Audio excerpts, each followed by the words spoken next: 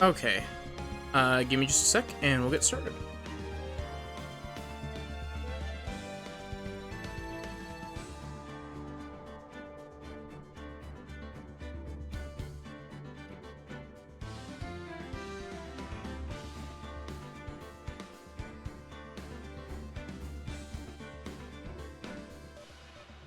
Okay. Hi, and welcome to more Ace Attorney. If all goes well, this should be the finale. Keyword there being if all goes well, because I don't actually remember how long this last trial day is.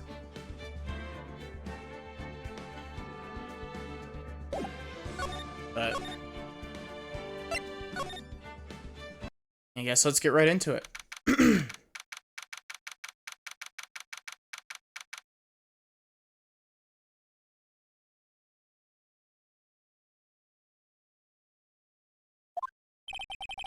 This is the defendant lobby, alright? But there's no defendant.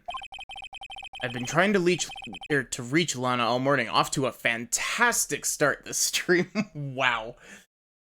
Where could she be? And where's Emma, for that matter? It almost seems as if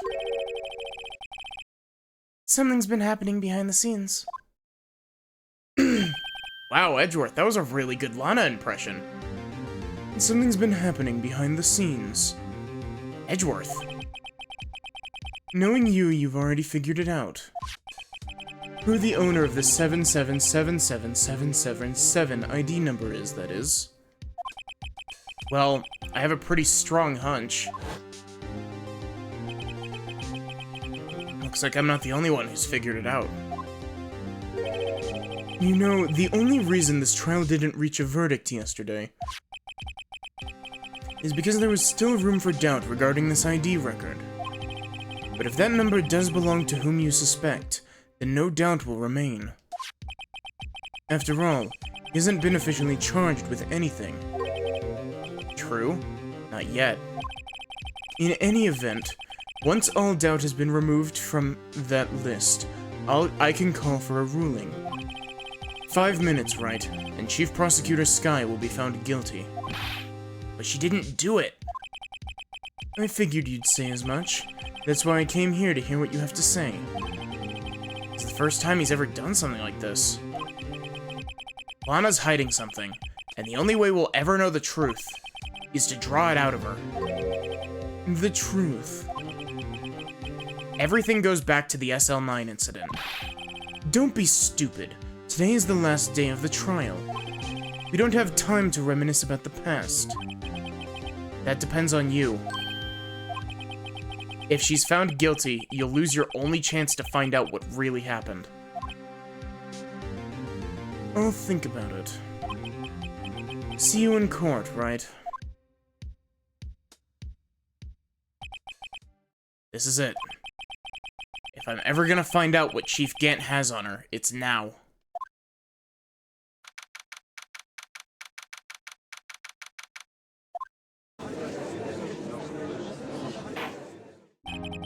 Court is now in session for the trial of Miss Lana Skye. The defense is ready, Your Honor. The prosecution is ready, Your Honor. Normally, this is when the prosecution puts forth its opening statement. But before that, the police chief has a proposal to make. Hey, Sachi, how are you doing? You're here early. Chief Gant?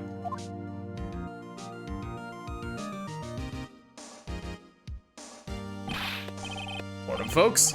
How's everyone doing? I forgot. It's gonna take me a sec to remember where Gant's voice is. Hey, G. Been back to the pool yet? No, I've been drowning. Enough as it is in my work. Oh, that's a good one. Don't think I can top that. If you don't mind me asking, Chief, exactly what is this proposal of yours?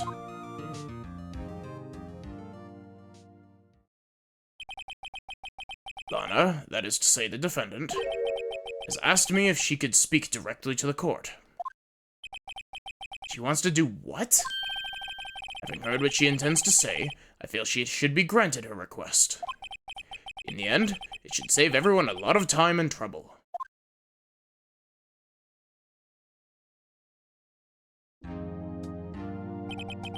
What's this all about, defendant?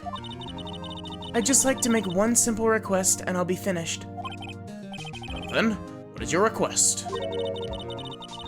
Your Honor, I'd like you to put an immediate end to this trial. Huh?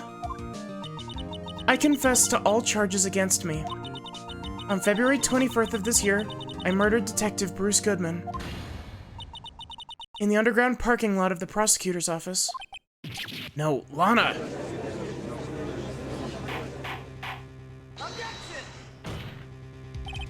You can't. Your Honor, the defendant's claim does not change the defense's plea. The defendant's claim does not change the defense's plea. In that case, Mr. Wright, I no longer require your services. But Lana! Your Honor, I hereby forfeit my right to an attorney. Prosecution may lack direct evidence against me, but it has sufficiently proven its case through testimony and circumstantial evidence. I would like you to render your verdict now, if you please. Yeah, the Great Ace Attorney, duology, and the Professor Layton crossover both do the multiple witness thing. Well, the defendant certainly has the right to self-representation. The request is legally valid, although this is an unprecedented situation.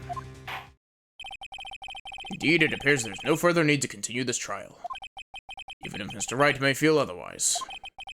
This can't be happening. It appears the time for the verdict has arrived. This court finds the defendant. Objection! One moment, Your Honor. Mr. Edgeworth? The prosecution has not yet proven the defendant guilty beyond reasonable doubt. Any ruling at this stage would certainly be premature. Come now, Worthy. I understand this is a difficult time for you. Why don't you just be a good little boy and keep your mouth shut, I don't think I care for your tone, Chief Gant. What? Creating another fabrication to cover up your past mistakes. Sorry, but I'm no longer the naive little boy you would have me to be. With this sudden confession from the defendant, it's obvious to me some kind of deal was struck behind the scenes. Some kind of deal, Not everyone operates as you do, Worthy. I thought so. Your Honor, the prosecution would like to change its first witness. Oh? To whom? As its first witness, the prosecution would like to call Miss Emma Skye. I request the court hears her testimony. Hold it! Mr. Edgeworth, I'm exercising my right to self-representation. I don't think we need to continue. I don't care what you think, Miss Skye. The exposure of the truth sometimes results in tragedy. However, no matter how tragic the truth may be, it would be an even greater tragedy to avert one's eyes from it. Very well, the court shall grant the prosecution's request. That's okay with you, right, Chief Gant? Yeah, one of the Great Ace Attorney games, I think it's the first one, like, first case, first Great Ace Attorney, they mention perjury. That's okay with you, right, Chief Gant? See? You'll live to regret this, mark my words. Miss Emma Skye, please take the stand. Third one, too. Oh, yeah, I forgot about that. Looks like Edgeworth has decided to take the horse by the reins.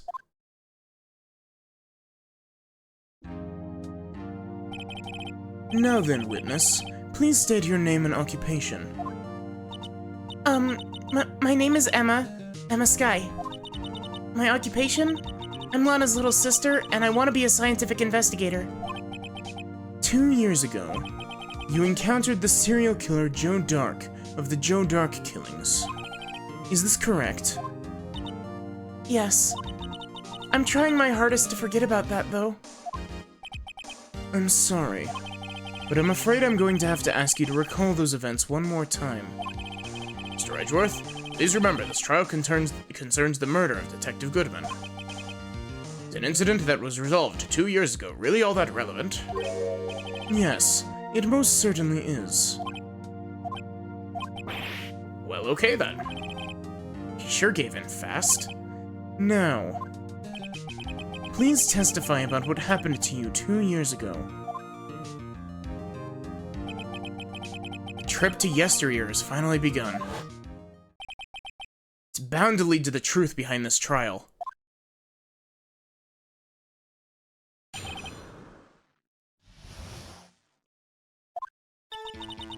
I was waiting in my sister's office that day. A man came running in and took me hostage. Neil Marshall rescued me. But I'll never forget what I saw in that instant. The man raised up his knife and stabbed Mr. Marshall in the chest.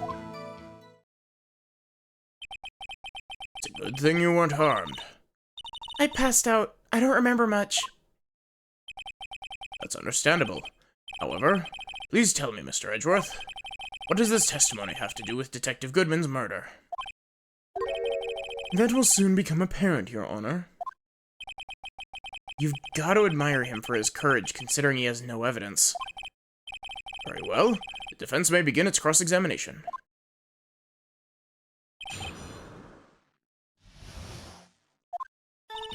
I was waiting in my sister's office that day.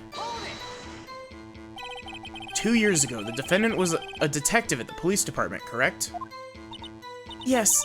She was second in command under then Deputy Chief of Police Gant. My sister, she was the best detective ever. Yes, I remember. Deputy Chief Gant and Miss Sky used to be quite the pair. I do believe they shared the same office. That's right. I'd always sit at my sister's desk and dream about playing that organ. I wanted to play it that day, too. The police department and the prosecutor's office held a ceremony that day. Alana promised to take me to dinner after she finished her work. A man came running in and took me hostage. A man? Yes, Joe Dark. He was a serial killer. Joe Dark was brought in for questioning on the day of the ceremony. Sorry, give me a sec.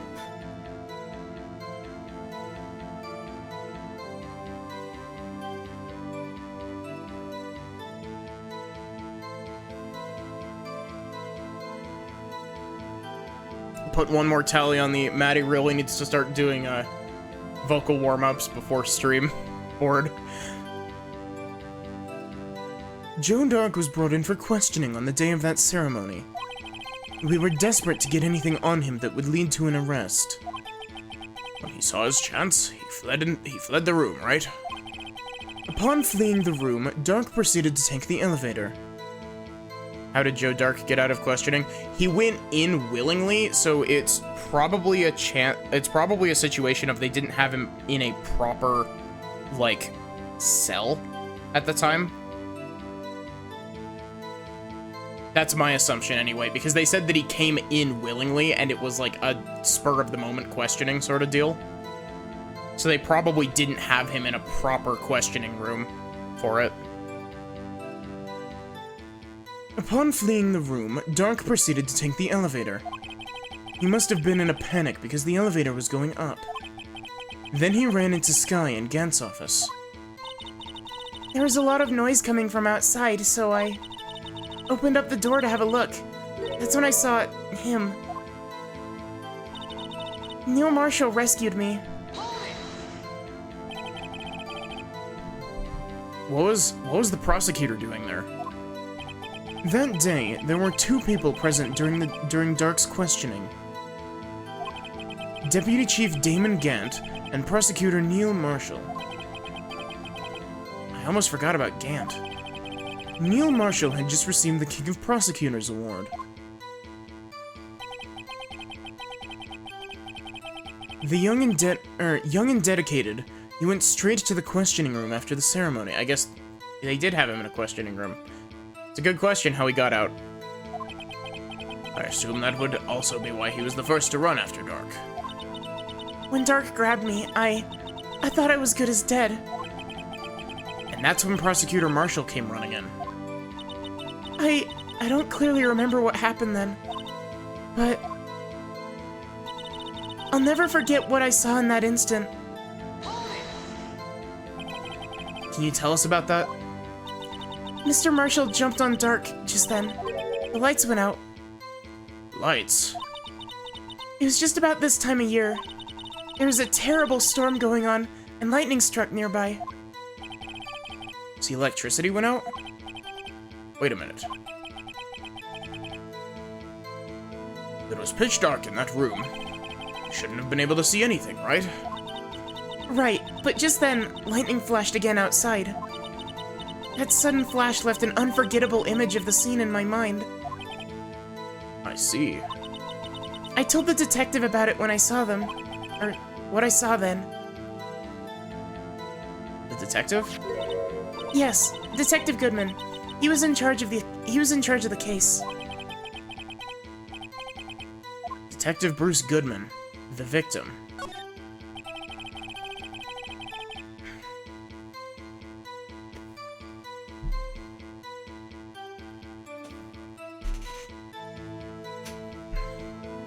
So you spoke with Detective Goodman about this 2 years ago.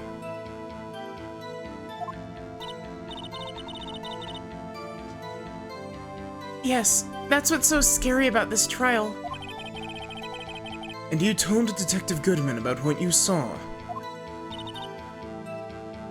Yes, but at the time, the words just wouldn't come out.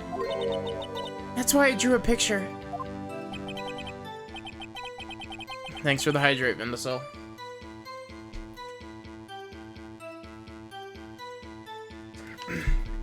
Sorry, I know I keep pausing, but my throat's being weird again.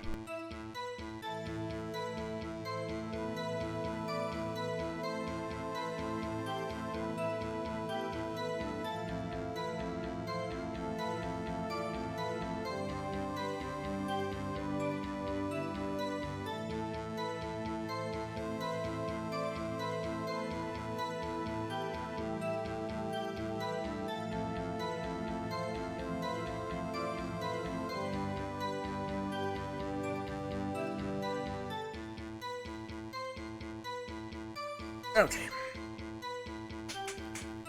A picture. Yes, I think she mentioned that before. Well, Mr. Wright, have you heard enough? This picture the witness drew. I believe it has a very important meaning. But the list of evidence I was given 2 years ago didn't contain a picture. Witness, would you mind if we added this statement to your testimony? Yes, Your Honor. I drew a picture of that scene once, but it seems to have been lost. You drew a picture of the scene you witnessed, right? Yes, I wanted to do everything I could to help the investigation.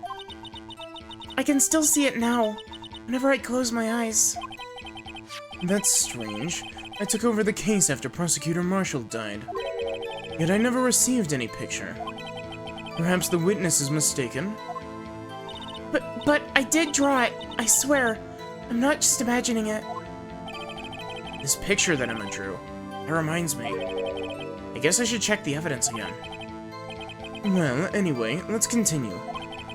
This scene that imprinted an image on your mind, can you please describe it to us?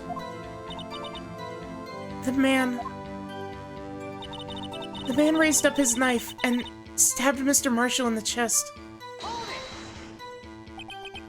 That must have been a real shock. Even now when I close my eyes, I can still see it just as clearly. Tell us, what were you doing at that moment? I believe you testified that Joe Dark was holding you hostage. When lightning struck and the lights went out, Mr. Marshall jumped on Dark. I was thrown aside and the two began wrestling with each other. Yeah, Sachi?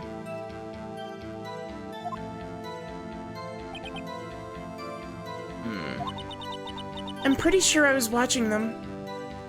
Had a job interview today? That's awesome. How'd it go? Emma doesn't have any reason to lie, but Lana sure does. I need to get Emma to tell me as much about this as she can.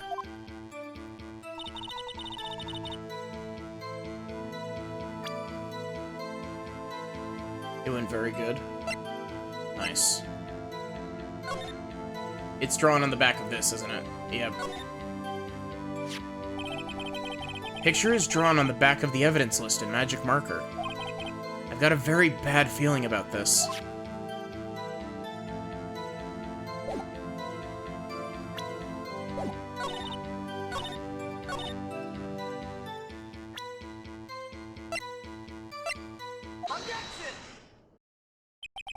Mr. Edgeworth. This little girl put all her heart into drawing that picture. And yet you would insist on denying its existence? Huh? Hey, I'm not the bad guy. All I'm saying is that, as the prosecutor for that case, I wasn't handed such a picture. That may well be. But that doesn't mean it doesn't exist. Behold. This is the evidence list for the SL-9 incident. Please turn it over, Your Honor. Turn it over. Turn it. Ah! What's this? Yes, what is that? Hey, that's it. That's the picture I drew. It went very good. I don't remember if I read that already, but that's great. Indeed, two men appear to be wrestling here.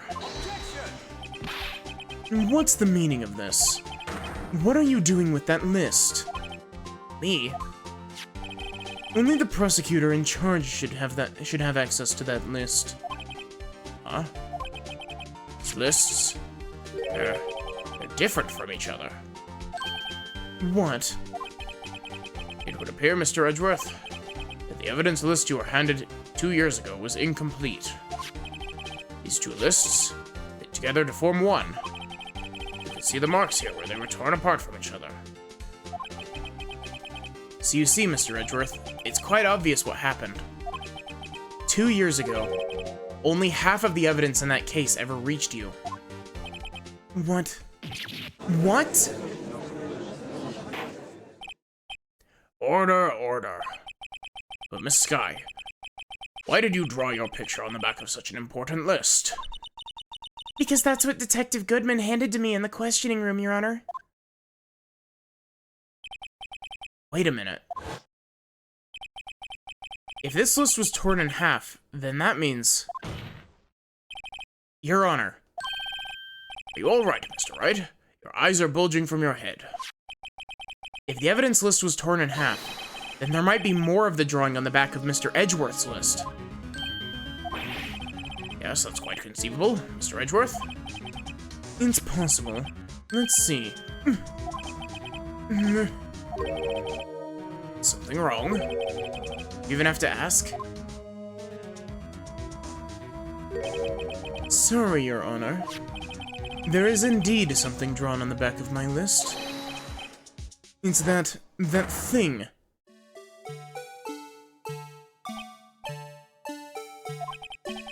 What's that? That thing? That thing that was dancing in the evidence room. Clearly, this act of vandalism is the work of a certain chief of detectives. As he was out of scrap paper.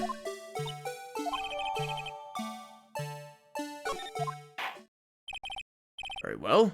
Witness, will you please testify about this picture you drew 2 years ago? Huh? Oh, yes, sir, Your Honor. What's wrong with Emma? She seemed to be thinking about something when she was looking at the picture.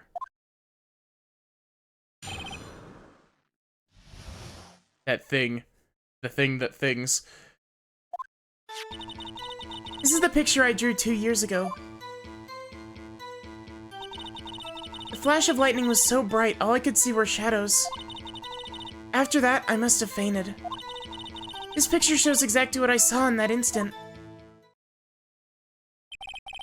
Think a flash of lightning could burn such an image in your mind. Thanks to that, though, she was able to show us exactly what she saw. Well, I don't see any contradictions here. This clearly shows Joe Dark about to murder Prosecutor Neil Marshall. Defense may now begin its cross-examination.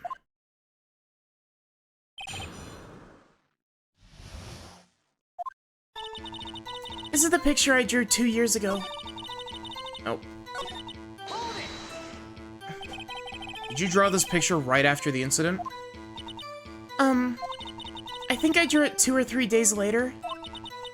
At first, I was in such a state of shock that I couldn't do anything. During that time, the investigation team was reorganized.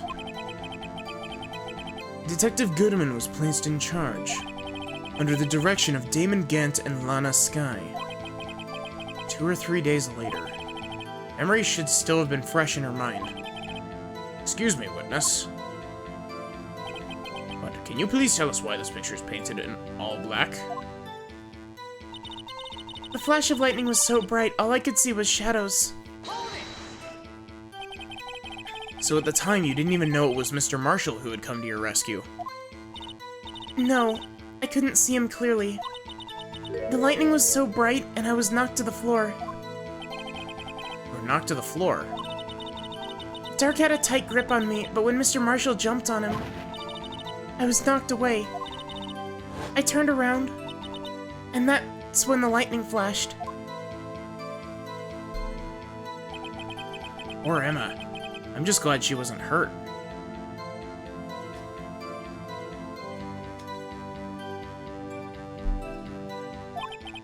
What happened after the lightning flashed?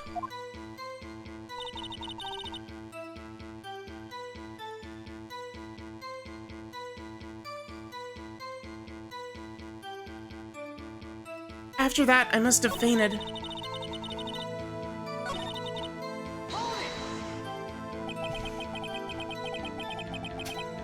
You mean you didn't see the actual murder take place?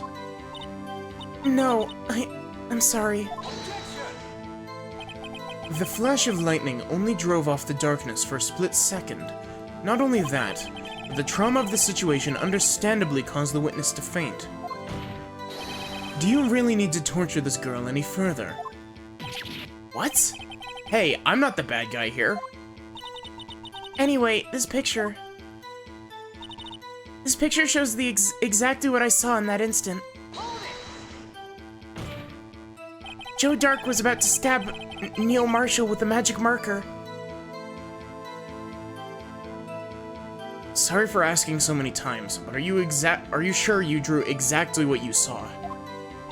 Of course. This is the exact scene. It wasn't influenced in any way from your talks with the detectives. Are you insinuating we somehow manipulated her memory, Mr. Wright? No, of course not. Better watch out or he might find some way to cut my salary. I drew this picture before I heard anything from the detectives, so I don't think anyone's story would have influenced me. Mr. Wright. Mr. Wright.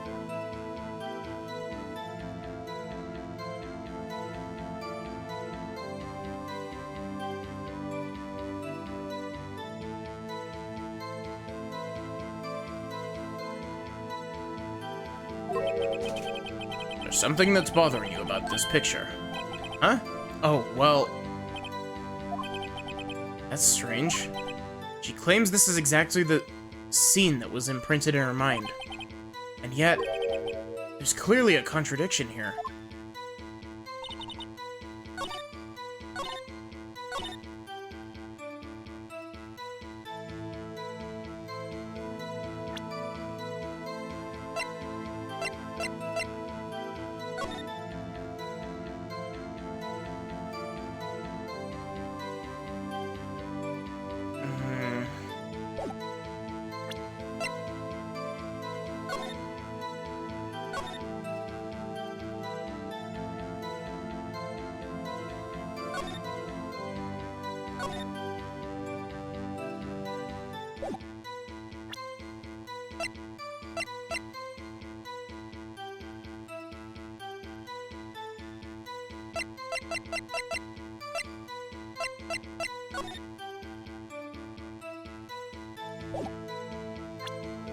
I wonder if I'm just supposed to,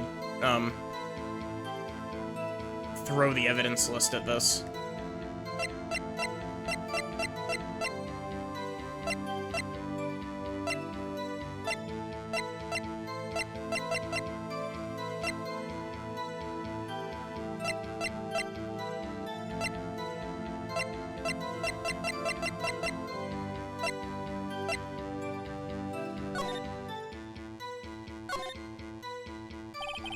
Clear handprint can be seen on the leather cloth.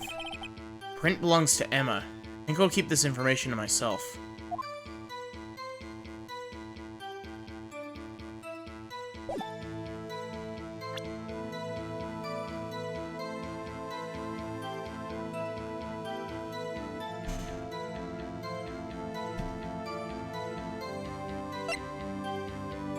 Where's the picture taken? Picture, if you're looking at this, this is taking place in the Gantz half of the room. I'm gonna hit him with a confidence save.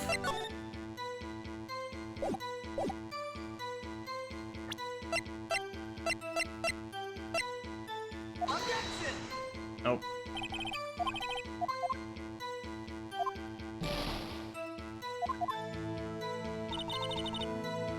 That's exactly what you saw in that instant.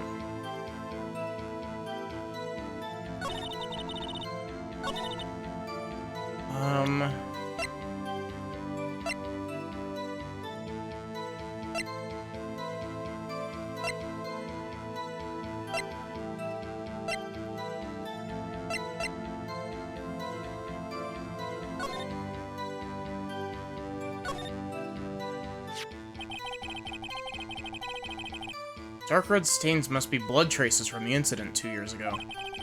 Only the fragment found in Chief Gantz's office still has lines remaining on it.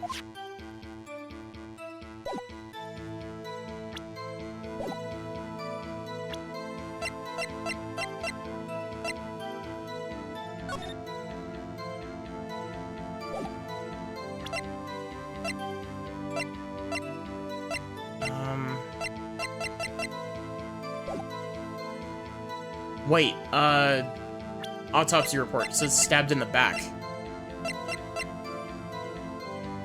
Stabbed in the back. Died from a punctured heart and lung. I hate to be the bearer of bad news, but this picture the witness drew contains a blatant contradiction. What? But I still remember it like it was yesterday. Mr. Wright? Perhaps it would be faster if you simply pointed out this contradiction for us. What part of this picture contradicts the autopsy report? I think it's just the fact that he's facing forward.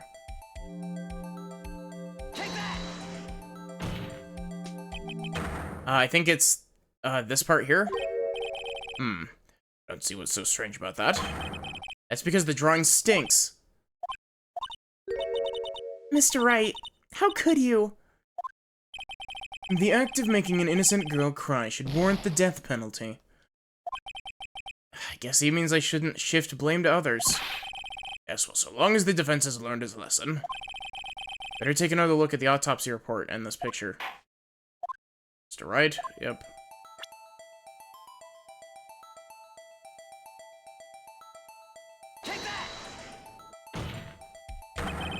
The contradiction, of course, lies here. Take a look at the knife the man is holding. If you look closely, you can see its tip is broken. Really? That's the angle we're going at? I don't have to look closely to see that, Mr. Wright. But Mr. Wright, look at the evidence. See the murder weapon? Its tip is broken too. I recall, the tip of the knife was found broken off in the victim's body. It was the conclusive piece of evidence that proved Joe Dark was the murderer. I'm afraid it's not so simple, Emma. And where, pray tell, could you possibly see a problem? It's obvious, really. The victim suffered a single stab wound to the back. If the victim was only stabbed once, then the murder weapon should not yet be broken. Ah, what's the meaning of this? Perhaps the knife was broken beforehand. Sorry, but I'm afraid that's not possible. The tip of the knife was found inside the victim's body.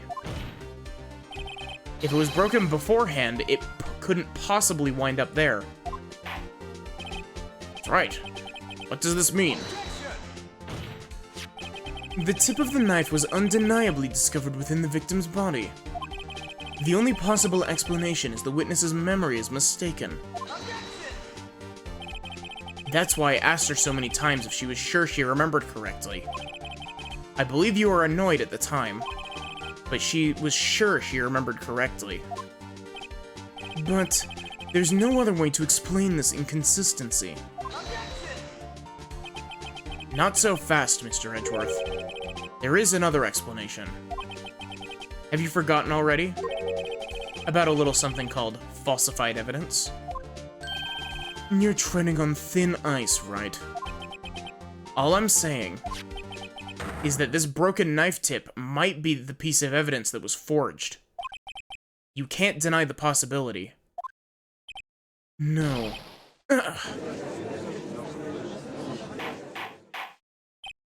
Order, order, order. Are you saying the investigation really was corrupted? Your Honor? Please allow me to once again go over the events that took place the day of the murder.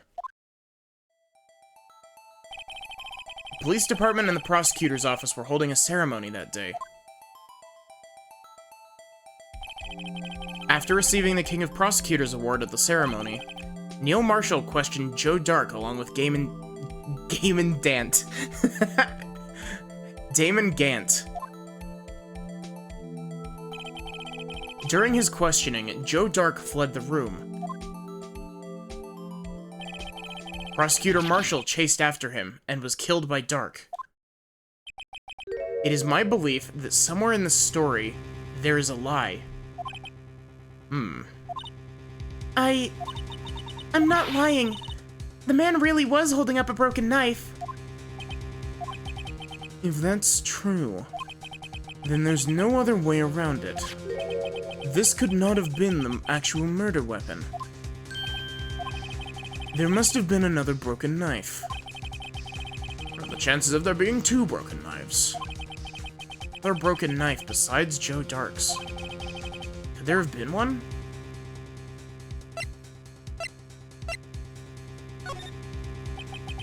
If the witness is this adamant about the accuracy of what she saw,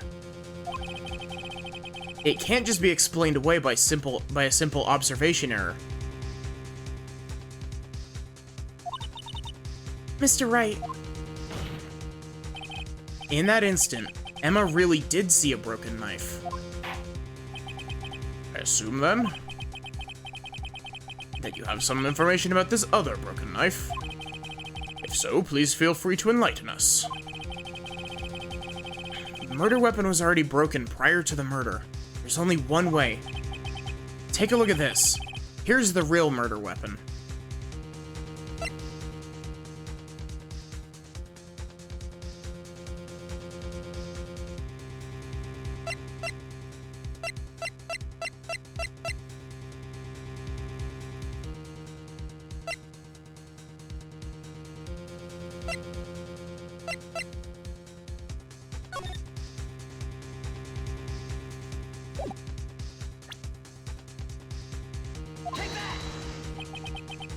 The answer lies in the past. 2 years in the past. Right here, inside this picture. This is a picture of the awards ceremony. What is it, Mr. Edgeworth? It's the broken murder weapon. Notice the award Prosecutor Marshall is holding.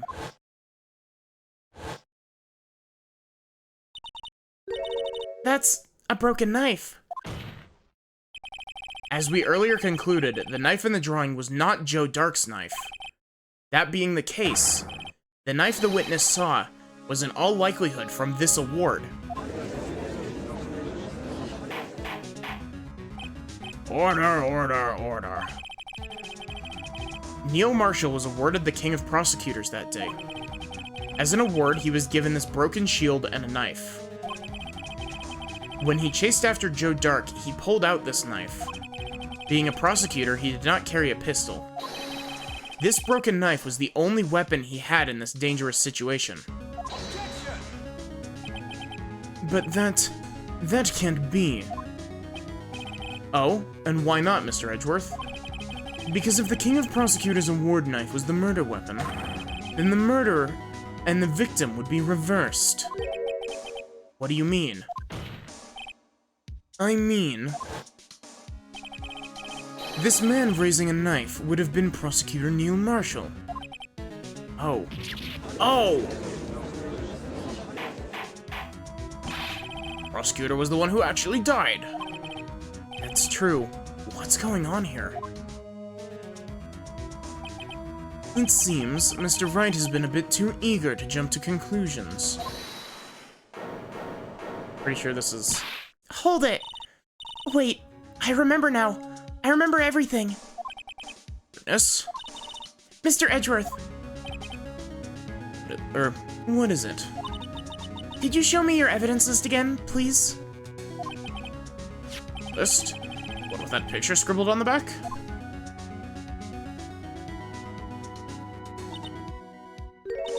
I knew it.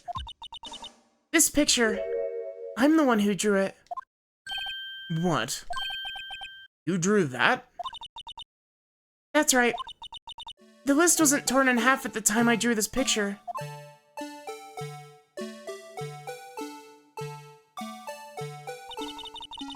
All this time I've been trying so hard to forget. I must have locked this part away deep inside me. Perhaps it would be best if we added this to the witness's testimony. Would you please tell us what you've recalled, Miss Skye? Yes, Your Honor. First the knife mix-up, and now the blue badger? This should be interesting.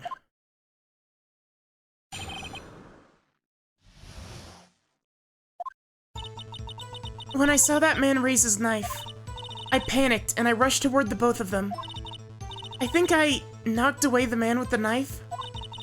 Just then there was another flash of lightning, and that's when I saw the blue badger. He wasn't in the room, but I'm sure I saw his shadow.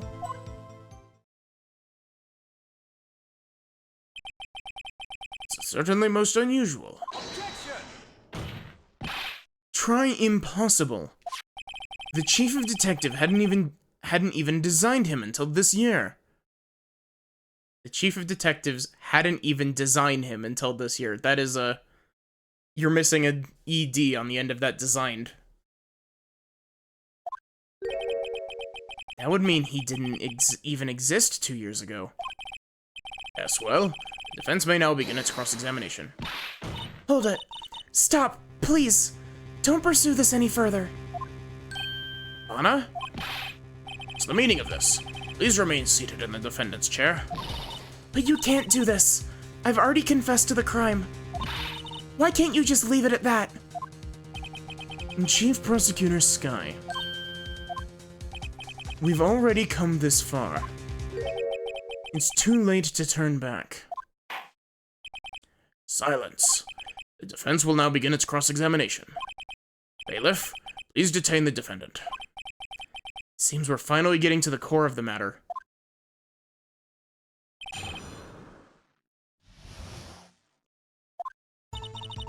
When I saw that man raise his knife...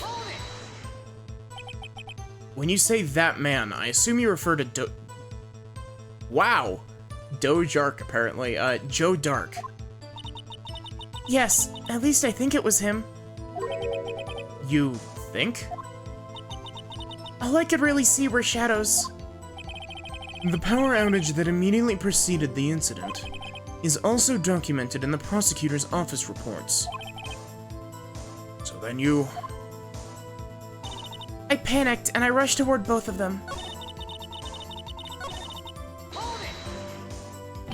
Why would you do something so dangerous? What else could I have done? He was about to stab Mr. Marshall. She seems convinced that Dark was the one holding the knife. But as we've just theorized,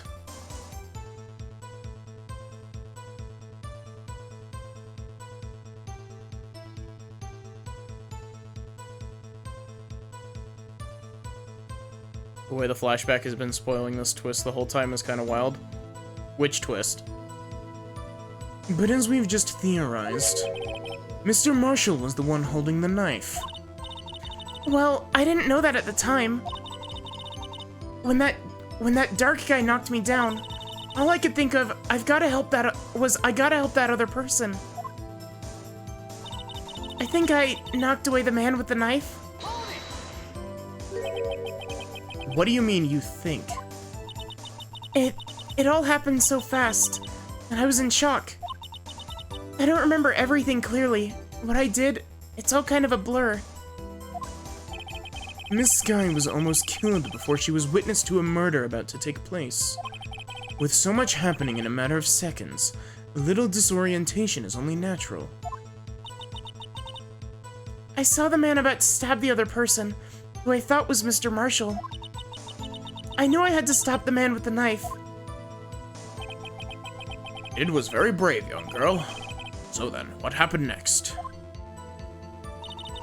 Just then, there was another flash of lightning, and that's when I saw the blue badger. Are you sure about this? Of course, see? I even drew a picture of him here. But it was the chief of detective who thought up this hideous beast.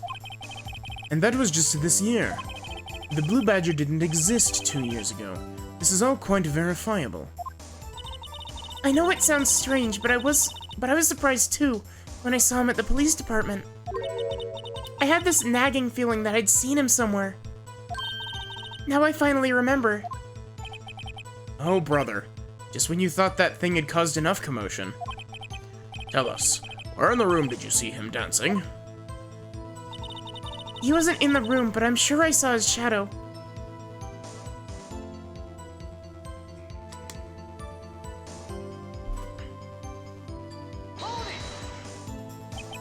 His shadow? So you mean you didn't actually see his face with its winning smile and all? That's right, but I still remember it.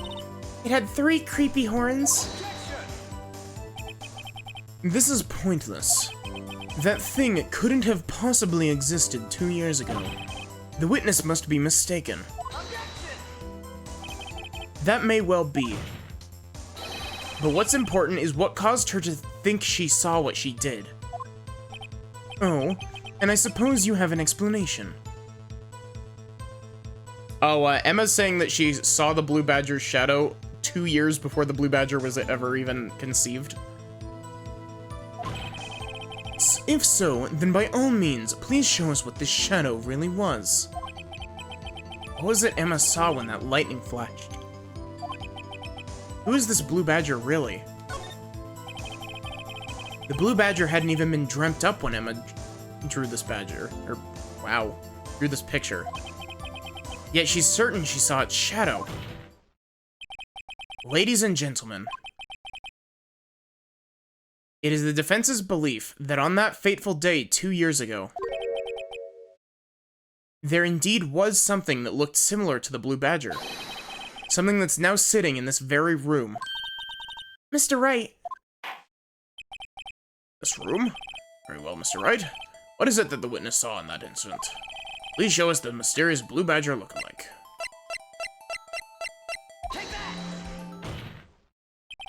The mysterious blue badger was, in fact, this. That's... what exactly is that? I believe it's some sort of jar. But, Mr. Wright, that doesn't look anything like the blue badger. Indeed it doesn't. As it stands now, it's just a plain jar. However, what if we were to change our viewpoint? Our viewpoint? Gotta show them the correct angle to look at this from. This thing is so stupidly precise, by the way.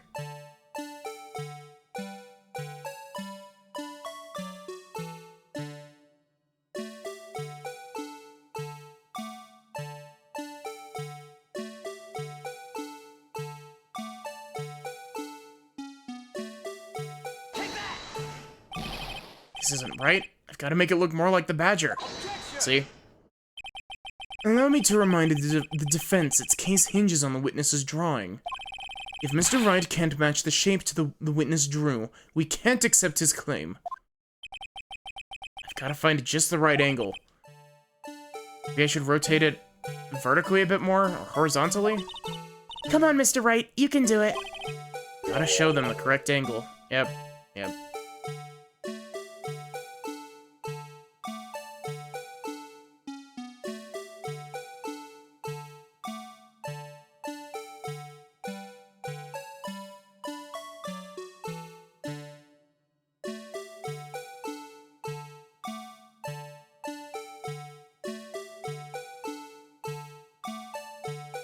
You like how it plays the Blue Badger theme anyway?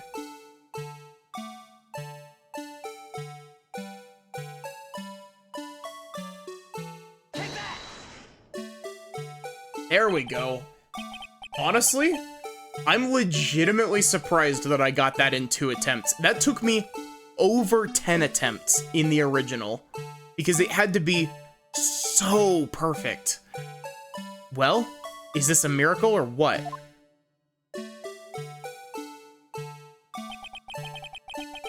No one can possibly deny this jar's resemblance to the Blue Badger. No, it can't be. Hey, Lucidity Void, how are you doing? Welcome in. Order, order. The defense has proven its claim. Mysterious Blue Badger witnessed on the day of the crime was actually this. Although we all enjoyed Mr. Wright's dramatic performance, one question remains. What is your point? What do you mean? So that badger thing was actually just a jar. That doesn't change anything. I'm afraid that's where you're wrong, Mr. Edgeworth. You see, this changes everything. Indeed. Very well then, please tell us. What's different now that we know the witness saw this jar?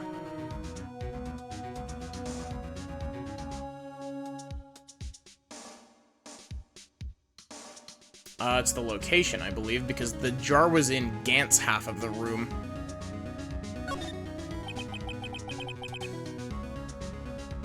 Been doing pretty good.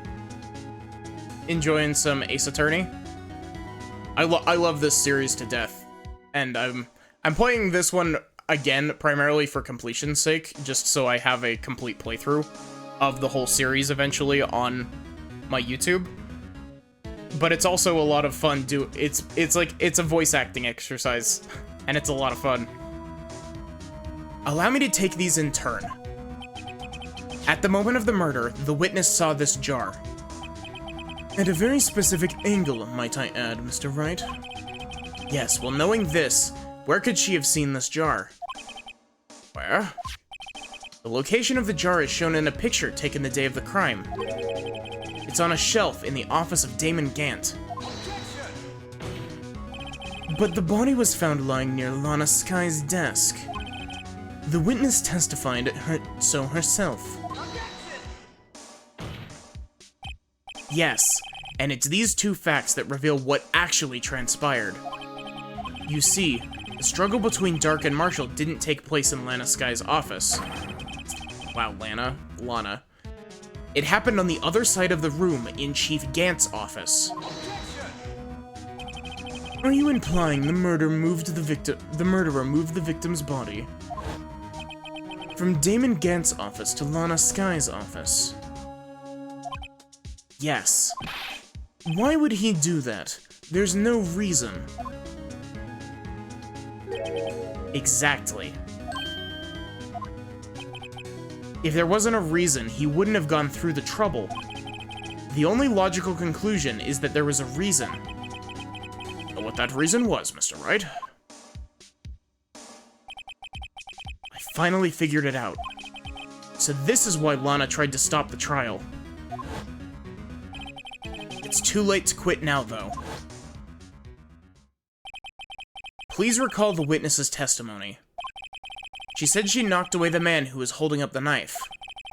In the next instant, the jar was hit and flew through the air.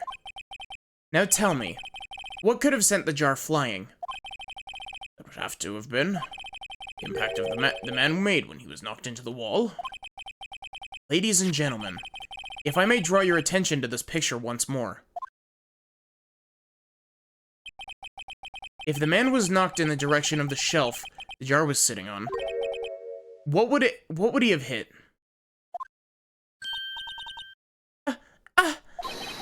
Suit of armor, holding a very sharp and dangerous-looking sword.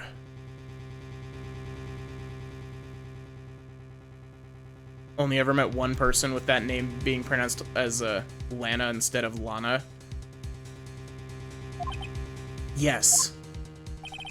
And since the man who was knocked into the armor was carrying a broken knife, he would have had to have been Neil Marshall, wielding the King of Prosecutors trophy. No. Mr. Wright, you can't be thinking. Yes. There is another possibility of what actually transpired in that room. Another possibility? Of course, the perpetrator would have Of course, the perpetrator would have had no idea, but nevertheless, I don't know if I can go through with this. Mr. Wright, what's the matter? If events took place as the defense theorizes, then the outcome is obvious. In that moment, assuming the man Emma Skye knocked away was actually Prosecutor Neil Marshall,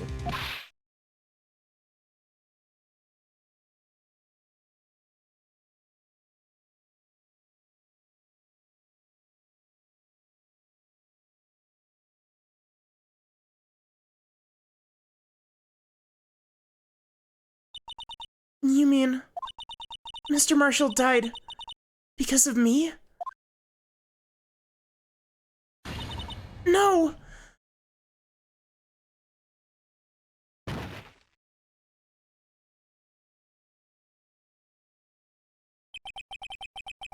I never imagined her testimony would lead to this.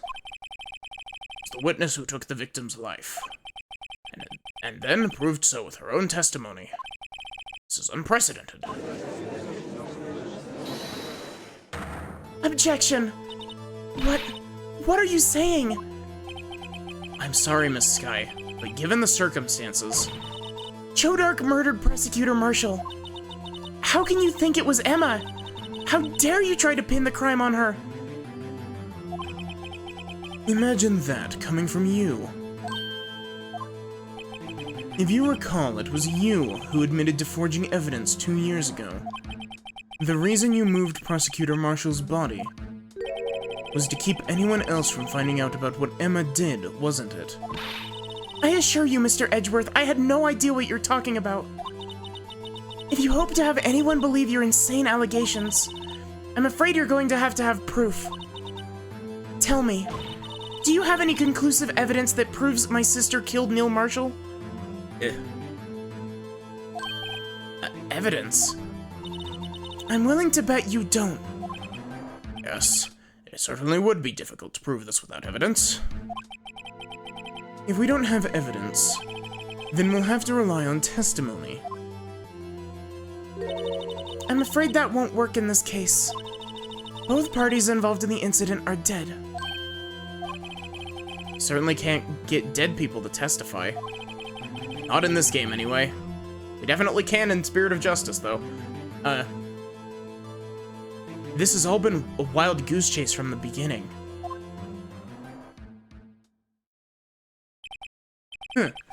Touché, Miss Skye. Of course. Damn, if only Maya wasn't on holiday, yeah. That only leaves us with one possibility. I mean, there's still another possibility? You mean, Mr. Edgeworth? I mean the possibility that the victim has left us a message. For better or for worse, Mr. Marshall did not die instantly. He may have left behind the name of the person who took his life. In one manner or another. That's impossible. Well, Mr. Wright, this is the only possibility left to you. A message from the deceased. Does such a message exist? Gotta think back to the court record. Real murderer's name that the victim may have left behind is in the evidence. This message from the deceased is already in our possession. Mr. Wright, will you stop at nothing to prove my sister a murderer? Do not be mistaken, Miss Sky. Our purpose is not to accuse Emma of any crime. There is only one thing we seek: the truth. No matter how painful it may be. Now then, Mr. Wright, please show us the piece of evidence that conveys the message from the deceased. This is the message left by the deceased. This is that blue badger from before, right? Oh, is he going to just speak the killer's name? That thing could, I'm sure it would. It's like everyone's forgotten this is just a jar. A message was left here, on the surface of this jar. What do you mean? If you look closely, you can see a faint trail of blood on this jar. It looks like someone wiped the blood away. Yes, but notice. For some reason, the blood on some of the fragments was not wiped away. Yes, there's a line here. One in blood. So what you're saying is that these dots were once lines. Prosecutor Marshall did not die instantly. He used the few precious moments left to him to leave behind a message. One that someone apparently wiped away.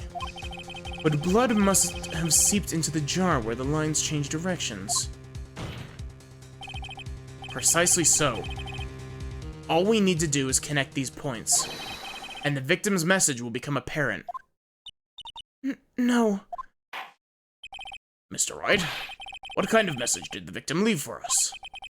Your Honor, I believe these bloodstains will reveal to us the answer. Gotta connect these dots to make letters. There's only one thing the victim would have written, given the circumstances.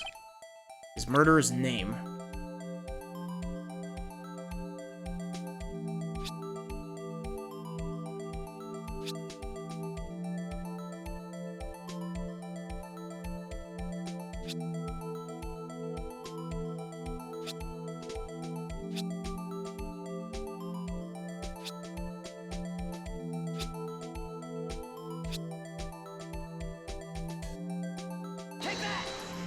Is that gonna accept it? It's a defense attorney's duty to prove their client's innocence. That's why I've been thinking about, or all I've been thinking about is saving Lana. After all my efforts, I never thought it would turn out like this. Emma. So this is the final message Prosecutor Marshall left behind.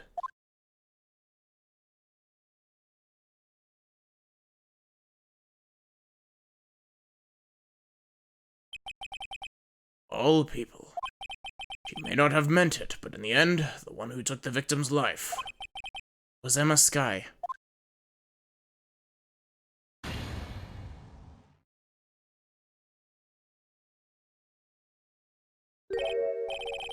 See, Worthy? Can't say I didn't warn you.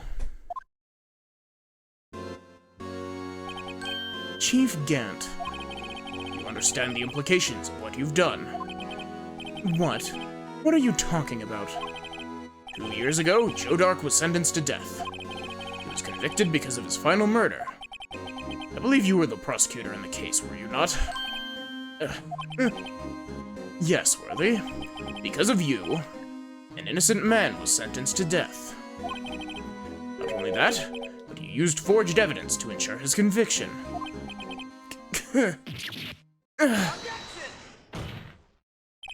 But Joe Dark really was a serial murderer. That's undeniable. I'm afraid that's not important. Didn't you know? We aren't defenders of justice. What? We're merely keepers of the law. Sentencing a man to death is no light matter. Even if there wasn't any cover-up or evidence forgery. Ultimately, the responsibility falls on the prosecutor in charge. Despite what anyone may say, This fact cannot be denied. What's going on at the prosecutor's office? They might have sent an innocent man to death. How can he just stand there like it wasn't his fault? Order, order, order. Order! The gavel's pounding fell on deaf ears. Unable to settle the crowd, the judge declared a recess. Where this trial is headed, no one knows.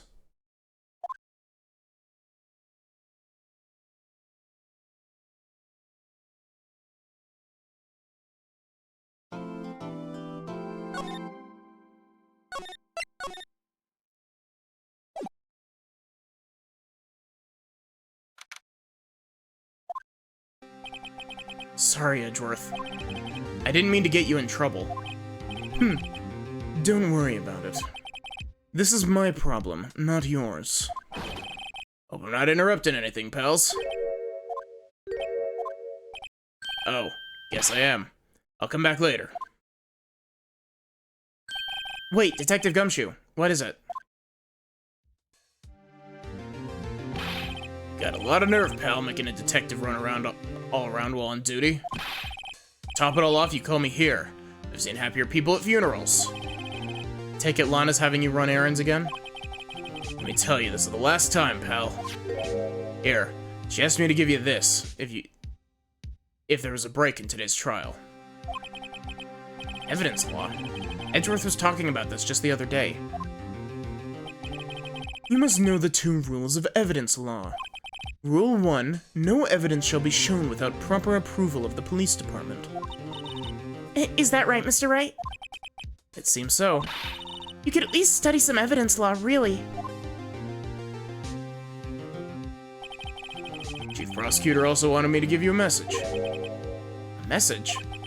She said, if you're planning on take him on, you're gonna need this book. Him.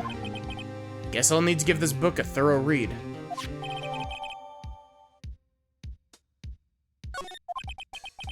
Doesn't look like that book will do you any good now, though. All that's left now is the Chief Prosecutor's sentence. That's where you're wrong, Detective. Huh? Haven't you figured it out yet?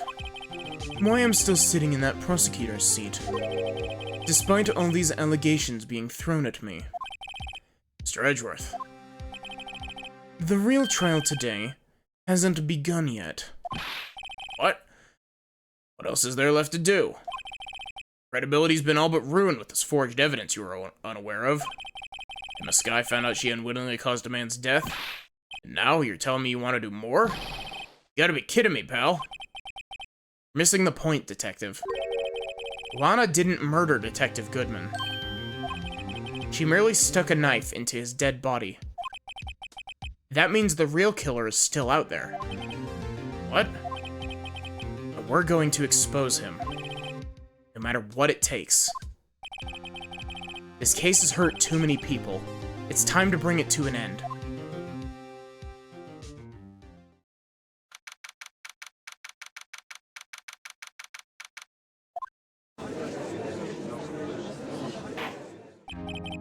Court will now reconvene for the trial of Miss Lana Sky.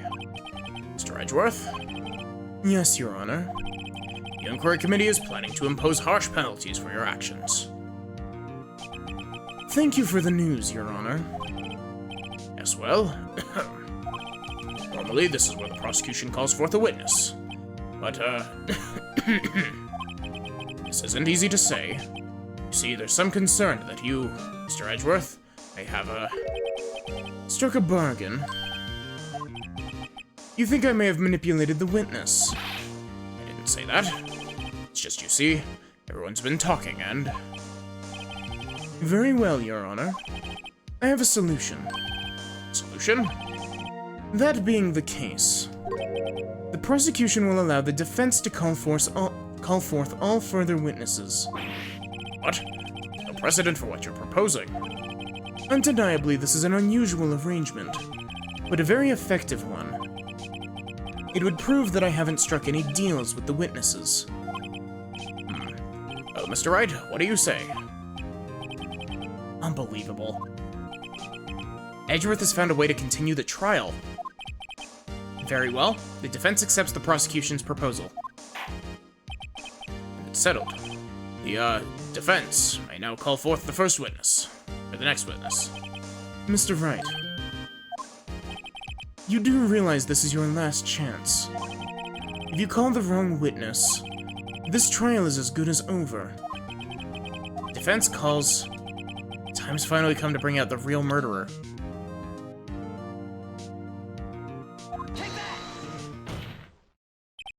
Damon Gant.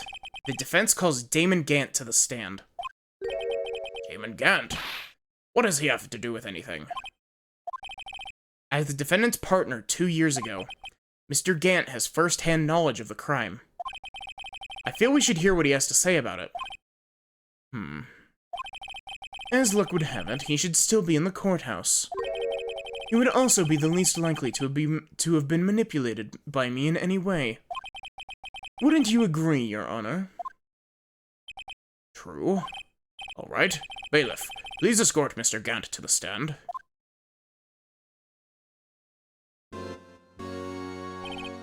Witness, please state your name and occupation.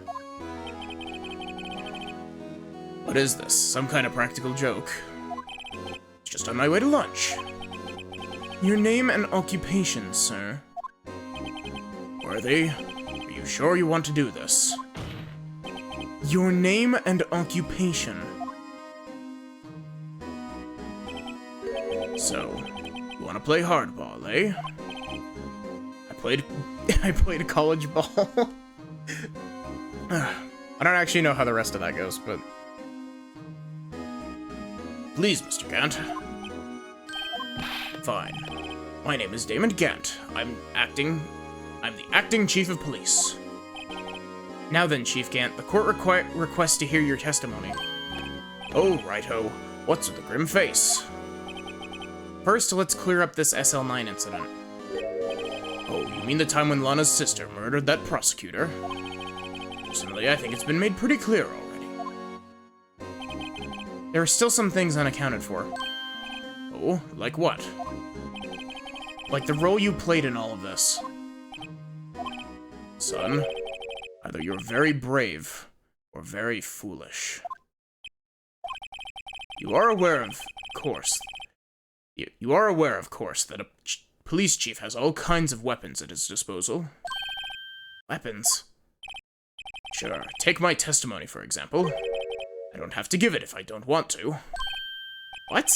Is that true? I'm afraid so. The chief of police has the right to refuse to testify. Of course, such an action carries with it certain risks.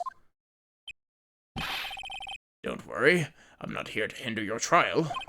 Just remember, if this turns out to be a big waste of time, don't say I didn't warn you. Very well, the witness may now begin his testimony.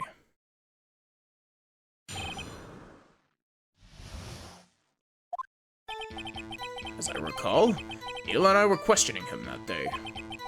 To make a long story short, we slipped up, and a power outage didn't help either. When I went to my office, I found Lana there. Apparently she had already arranged the crime scene. As you can see, I had nothing to do with the forgery.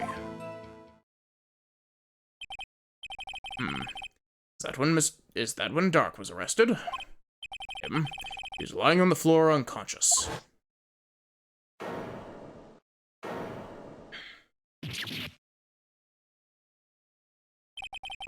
When Emma sent Neil flying, it seems Dark bumped his head. I see. Everything seems pretty clear-cut. If the police chief has the right to refuse to testify, then I'd better hit him hard and fast.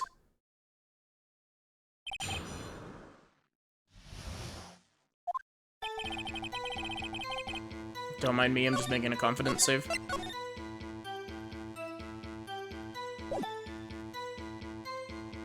Wait, I did save, right? As I recall, Neil and I were questioning him that day. As I recall, a ceremony was held at the police department that day.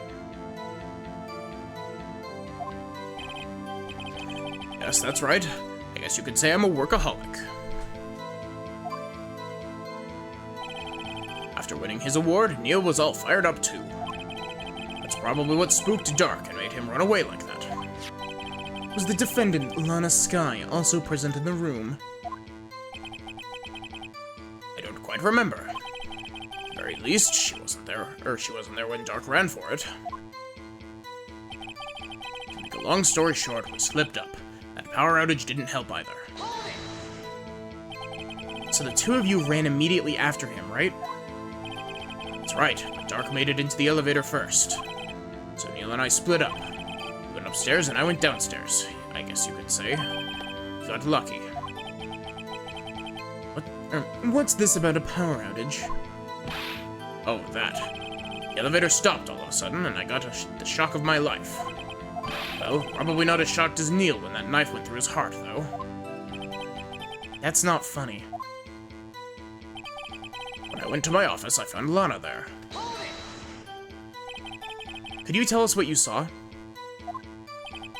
It was a shocking sight. Neil and that serial killer were lying in a heap on a floor, all tangled together. Dark was also lying collapsed on the floor. Yes, apparently he hit his head and was knocked out. Next to them were those two poor girls, Lana and Emma. Lana was cradling Emma in her arms. Looking back at it now, she must have already known what her sister had done. Apparently, she had already arranged the crime scene. How can you know that? Because of the victim's body, it had already been moved. So that means... you found the body near Lana's desk. That's right. I think you said earlier, it was my suit of armor that really stabbed the prosecutor? Yes. Anyway, as you can see, I had nothing to do with the forgery. So you're saying that the forgery had already taken place by the time you arrived at your office? That's exactly what I'm saying. I can understand how Lana must have felt. But moving a body and hiding evidence are inexcusable no matter what the circumstances. Is that how it really went down? Staring at the witness won't do you any good, Mr. Wright. If you're going to stare at anything, you're better off staring at the court record. Worthy. Always the smooth talker. Which piece of evidence ties Gant to the forgery? Lana did admit to forging evidence, but that can't be the whole truth. Somehow I've got to link Gant to the incident.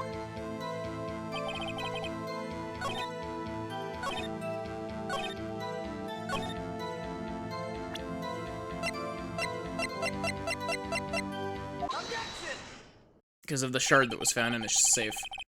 You claim you had nothing to do with the forgery. But I'm afraid that it's a claim you cannot back up.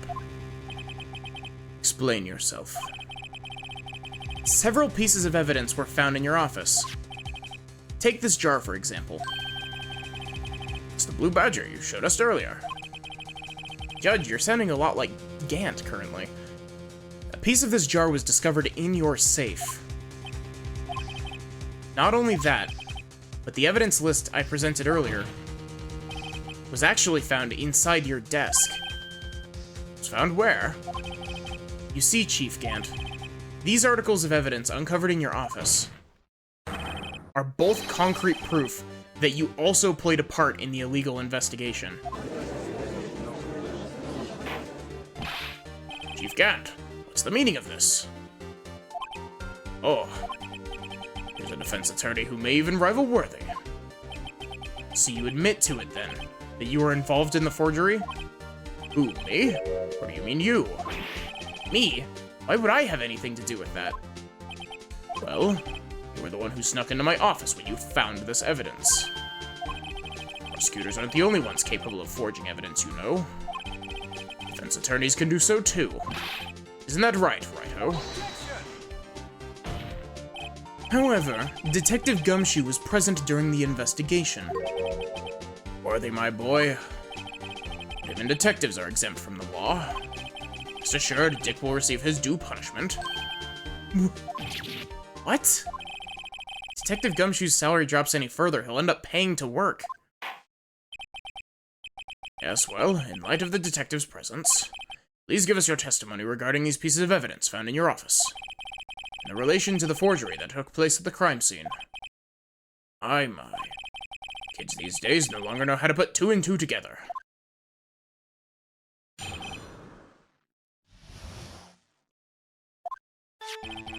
Let's see, what was it now? A jar fragment and a list. For all I know, you could have planted them in my office. Anyway, you can't prove when those pieces of evidence were discovered. If they were found after Dark was convicted, then they're worthless. No reason I'd participate in a forgery. Rearranging the crime scene wouldn't help me out in any way. That is incorrect. Mr. Wright?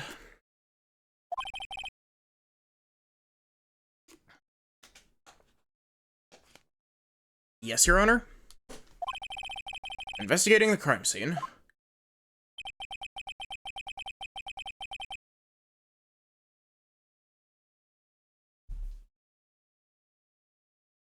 You should have been more careful to observe protocol. That's not your voice, that's Gant's voice. Should have been more careful to observe protocol. You do understand that I'm chief of police, right? There will be consequences. Oh. Indeed, I believe I will press charges, so you won't make the same mistake again. My apologies, Chief, but would you mind waiting until tomorrow for that? Today is, well, you know. Alright, Udgy. In return, though? I know. That place, right? Huh. What are these guys, or what are these guys, telepathic?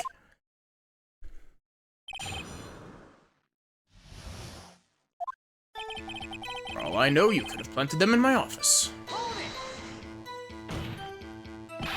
I'd appreciate it if you'd stop making these ridiculous allegations. Yes, you do have a point. Wouldn't have the guts to do something like that. What? I'll have you know, back in the day, I once broke into a cattle ranch and tipped... Mr. Wright, what are you saying? Anyway, you can't prove you didn't carry in the evidence, can you? If you have the proof to the contrary, you're going to need it later. Later? What are you talking about? What else? I'm talking about when Rhito's prints are found. Yes, if they're found inside my safe, it would prove that this investigation was illegal. Never faced anyone as slimy as this guy. Anyway, you can't prove when those two pieces of you can't prove when these pieces of evidence were discovered. What do you mean by that? This is all purely hypothetical, of course. I suppose I did place those items in my safe. Such an act wouldn't necessarily constitute forgery. If concealing evidence found at a crime scene isn't forgery... I'm not through speaking yet, righto? It all depends on when the evidence was discovered. If they were found after Dark was convicted, they're worthless. Are you saying this jar fragment wasn't discovered in the initial investigation? It would appear not. After all, it wasn't listed in the evidence list. For all we know, it could have suddenly materialized the day after Dark was sentenced. Oh, and wouldn't that be convenient? Right. The Chief is talking about a possibility. So long as you can't rule that out, your remarks, however clever they may be, will only succeed in wasting time. Tell me something I don't know. Come now, Righto. Think about it. There's no reason I'd participate in a forgery. How can you look me in the eye and say that? Because I'm innocent. Remember? Who was it that murdered Neil? Not sure I care for the word murder here.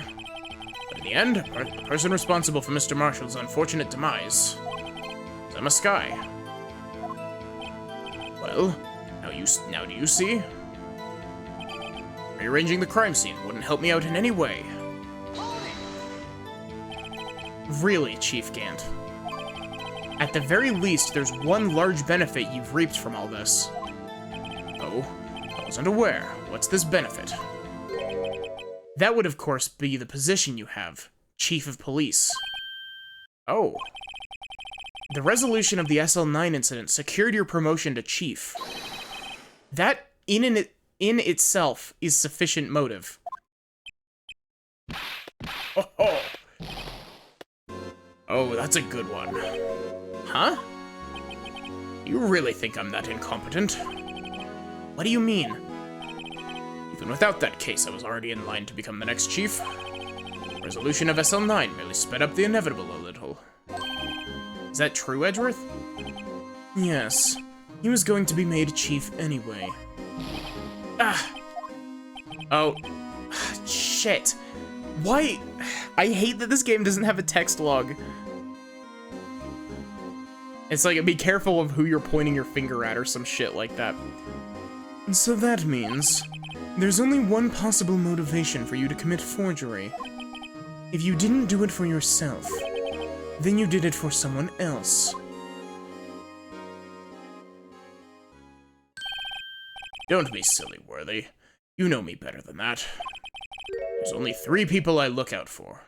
Me, myself, and I. There it is, out in the open now. Haji, would you mind if I changed my testimony a little? By all means, please do. I wouldn't be anyone's accomplice if there was nothing in it for me. Nothing in it for you? Sorry, but the only person I care about is yours truly. That girl, Lana's little sister, was it? If you think I felt sorry for her, you'd better think again. You're right. You don't feel sorry for anyone. Tough on crime and tough on people. That's how I was raised. You seem to be lax enough to yourself, though. Oh, oh. Oh, that's a good one, Worthy. Could there have been something in it for him? Given his selfishness, wouldn't he, or would he have helped someone out? Point out, accomplice. True, you might not help out anyone for their sake, but if it would benefit you, you might decide to assist someone. Mr. Wright? Here's you're positively determined to portray the chief. Nice man who likes to lend people a hand. It's not what I mean. Very well then. Who is this person you believe Chief Gant may have helped forge evidence? Take that! Chief Prosecutor Lana Skye? The defendant?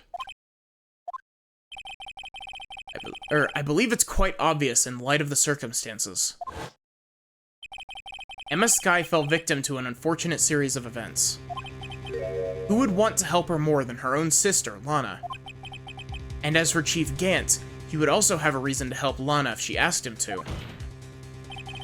That reason, of course, is self-profit. Self-profit? What do you mean? After the SL-9 incident was resolved, Lana Skye was appointed Chief Prosecutor at the Prosecutor's Office.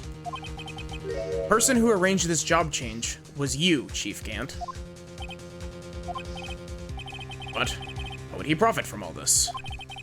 He would be able to use the Chief Prosecutor as his puppet. Essentially, he would acquire unchecked authority over all investigations. You mean to tell me, despite the Chief's formidable appearance, he plays with puppets? Oh wait, must mean puppet as in someone... What? I hate these text boxes that instantly end. Someone forced to... like...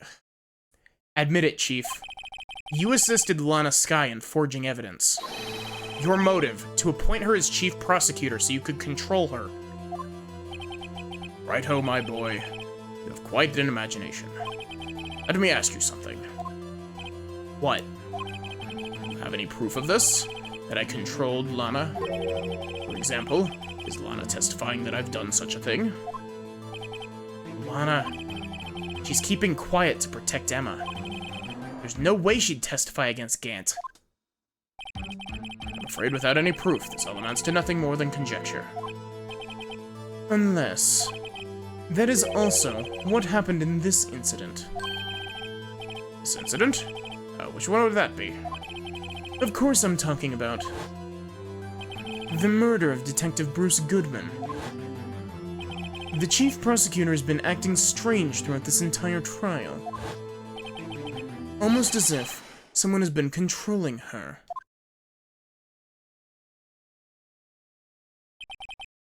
Worthy, you'd better watch your tongue. I wouldn't want you to get hurt. So what do you mean? What he means, Your Honor, is that Chief Gant is involved in the murder of Detective Goodman. Not only that, but the Chief is now making Lana take the rap to cover up his involvement. What?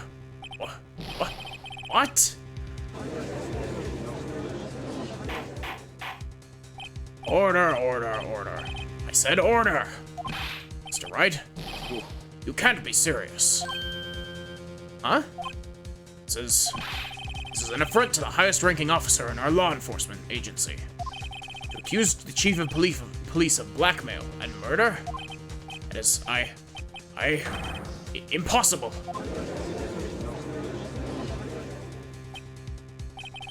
Your Honor, I was merely reiterating what Mr. Edgeworth said in easier-to-understand language. It's too late, Mr. Wright. There's no turning back for us now. It's like he's the one who's decided to go through with this. Can you prove this, Mr. Wright?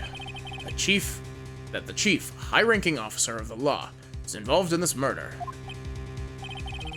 Good question. Regardless of his rank or title, Chief Gant is just a man. The question is he a criminal? I believe the evidence will tell. I see. Alright then. Let's see what Mr. Wright's got, and it better be good. What was this evidence that ties Chief Gant to the murder of Detective Goodman?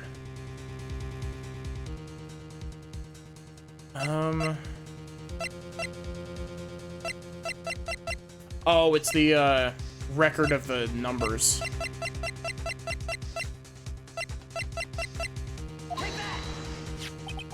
This is the ID card list. Yes, the one that shows who entered the evidence room on the day of the crime. There was one ID on the list we couldn't determine the owner of yesterday. 7777777. Sorry, but there's no way you can prove that's my card number. It's your number. What? How do you know that? The safe in Chief Gant's office requires a code to open. A 7-digit code. 7 digits. Don't mean?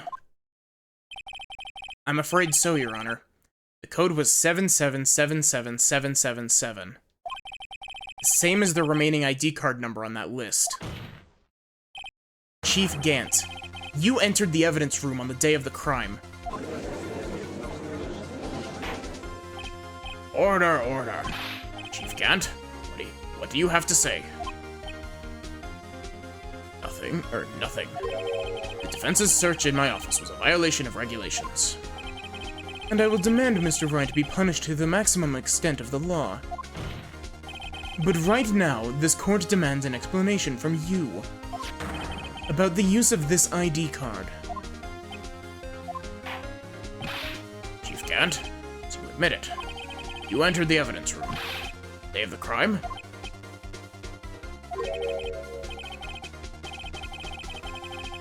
What about it? I'm the chief of police, whether it's the evidence room or the bathroom.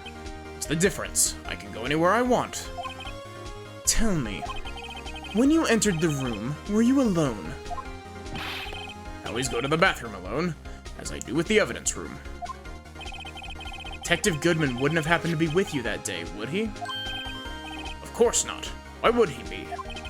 I hadn't seen him in days. You hadn't seen him in days? Chief Gant? I'm afraid you've just undone yourself. On that day, you had to have met with Detective Goodman. What do you mean? This trial's purpose is to determine Lana Sky's guilt. No, it isn't, Your Honor. This trial's purpose is to determine the truth. If Chief Gant met the victim on the day of the crime, Then we need to determine one thing. What transpired during that meeting? In that case, Mr. Wright, I'm going to have to ask you for evidence. Show us the proof that the victim went to meet Chief Gant on the day of the crime.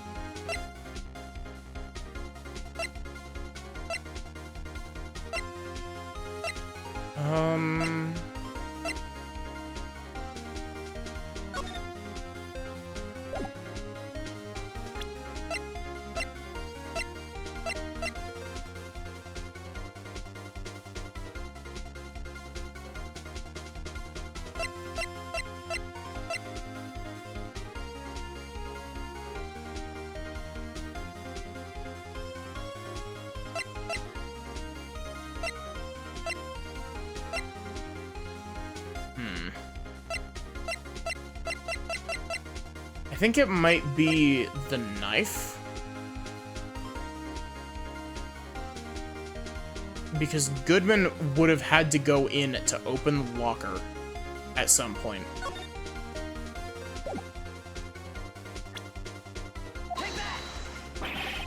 No, there's gotta be something more solid than this. On that day, Detective Goodman had to go see Chief Gant. Sorry to interrupt your mumblings. The court is waiting. Oops. Why don't you come meet with me tomorrow? Perhaps we could write up your letter of termination. Regardless, you did see Detective Goodman that day. In that case, Mr. Wright, I'm going to have to ask you for evidence. Show us proof that the victim went to... Yep, okay,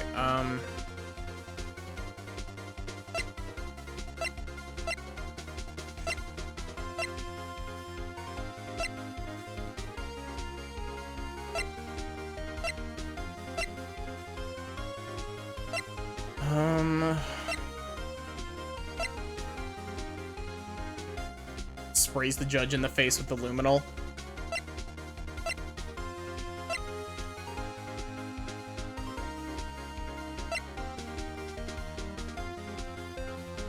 Oh! Yep, can only be submitted to the Chief of Police. Detective Goodman lost his ID card on the day of the crime. Or to be more accurate, Jake Marshall stole it. So Detective Goodman filled out a lost item report. He would have had to give that report to the Chief of Police. You're in possession of the report, which means you can't be sure if he filed it.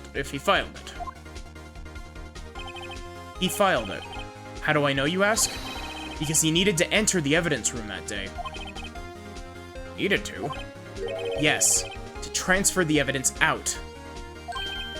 Oh. Detective Goodman took the form to you, Chief Gant. Then, you accompanied the detective to the evidence room. I accompanied him? There's no other way the murderer and Detective Goodman could have entered the room. Hold on. Let me guess what you're going to say next. I, the Chief of Police, murdered poor Goodman. Exactly. Wait. Chief didn't necessarily need to accompany him to the evidence room. Could have just lent him his ID card. Yes. Now that you mention it, I believe I might... Sorry, but that's not possible. According to the record, your card was only used once. Yet you showed us your ID card earlier. If you had really lent it to Detective Goodman, it would have been found on his body. No! Chief Gant, you did it. The murder was most likely a spur-of-the-moment crime, for no one in their right mind. Or for no one in their right mind would choose the police department as a place to commit murder. After the murder, you contacted Lana at the prosecutor's office. Why? To dispose of Detective Goodman's body, of course. You're forgetting, Mr. Wright, that the victim's body was discovered in the prosecutor's office parking lot. How did he manage to move it there? I was at the police department the entire day, you know. And everyone's aware that Lana stayed at the prosecutor's office after the ceremony. Everyone except me, that seems. Still, you're the chief of police. You have an entire police force at your disposal. Oh, so you think I just ordered an officer to do it? Hey you, take this here dead body over to that prosecutor's office. I don't think so. Chief Gant, you left all the evidence we need to prove how you moved the body to the prosecutor's office. All this time, I thought it was just a useless clue taking up space. How could the chief have moved the body? Mr. Wright, show us this evidence. To move the victim's body, Chief Gant used this. This is how he'd move Detective Goodman's body. Parking stub? Miles Edgeworth. You mean... The body was found in the trunk of Mr. Edgeworth's car. I think it was obvious what happened. The body was moved by that car. You mean I carried the victim's body? Precisely so. But wait, even I didn't plan on returning to my office after the ceremony finished that day. But you did return. Tell me why.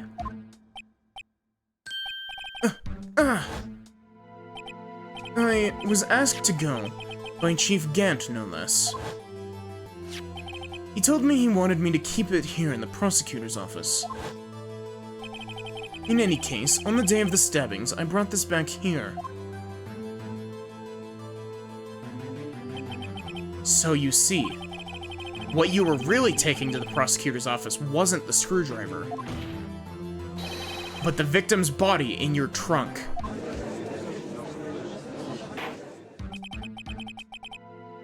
Detective Goodman's body was carried in the trunk of Mr. Edgeworth's car. Yes, unless, of course, you have another explanation, Chief. Why else would you have asked Mr. Edgeworth to transport evidence from a closed case? There's only one plausible explanation. To transport the body to your accomplice, Miss Lana Skye. Order, order, order. What's going on here? Is there no room for rebuttal in the defense's outrageous accusations? Think back to the photograph Miss Starr took at the prosecutor's office. This was not a photo of the body being stuffed in the trunk to be taken away. It was exactly the opposite. It's a photo of the body being taken from the trunk. Chief Gant, please say something. I believe... Your time's up. My time's up. Sorry, Righto, but I'm having lunch with the District Attorney General after this. We have to get going if we're going to make it in time for the early bird special. But the cross-examination isn't finished yet. Remember what I told you earlier? The police chief has all kinds of weapons at his disposal. Weapons? Like the right to refuse to testify. I'm invoking that right now. What? It's not a right to be casually invoked. There are certain risks to be considered. So you're going to just run away after all this? Run away? Don't make me laugh, Worthy. I stabbed old Goodman, that's what you're saying, right? If you had any conclusive evidence, you would have presented it by now. Well, I think I had Lana dispose of the body. If so, then show your proof and get it over with. Say it again, Mr. Wright. Damon Gant is the current chief of police. This court will not tolerate any accusations against him without concrete proof. Well, Mr. Wright? Your Honor. Have any concrete proof? Proof that Chief Gant murdered Detective Goodman and made Miss Skye dispose of his body.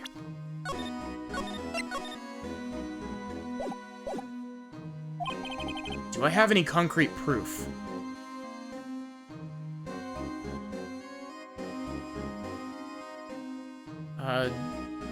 Do we have proof?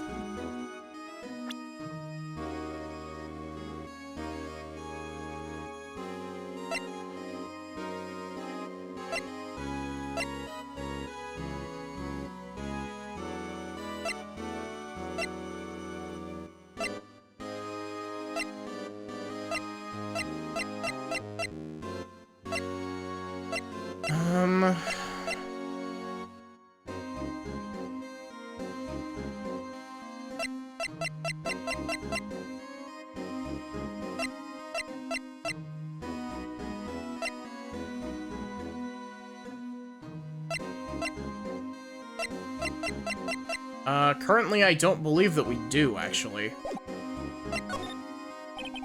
It's no use showing evidence I'm not even sure of myself. No, Your Honor. At present, I have no conclusive evidence. Huh. See, Yoji? In that case, this court is forced to penalize you for your allegations against the chief. What? Here's a tip. Never gamble what you can't afford to lose, righto? Seems that Lady Luck was on my side again today. Okay, Yoji, I'll leave the rest to you.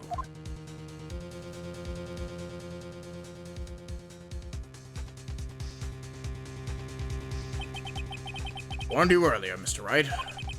This is an affront to a senior officer in our nation's law enforcement agency. What? Lady Luck, Maybe we should have a word with her. Mr. Edgeworth, what do you mean? There's one lady who knows the real truth behind this trial. We haven't yet had the honor of hearing her testimony.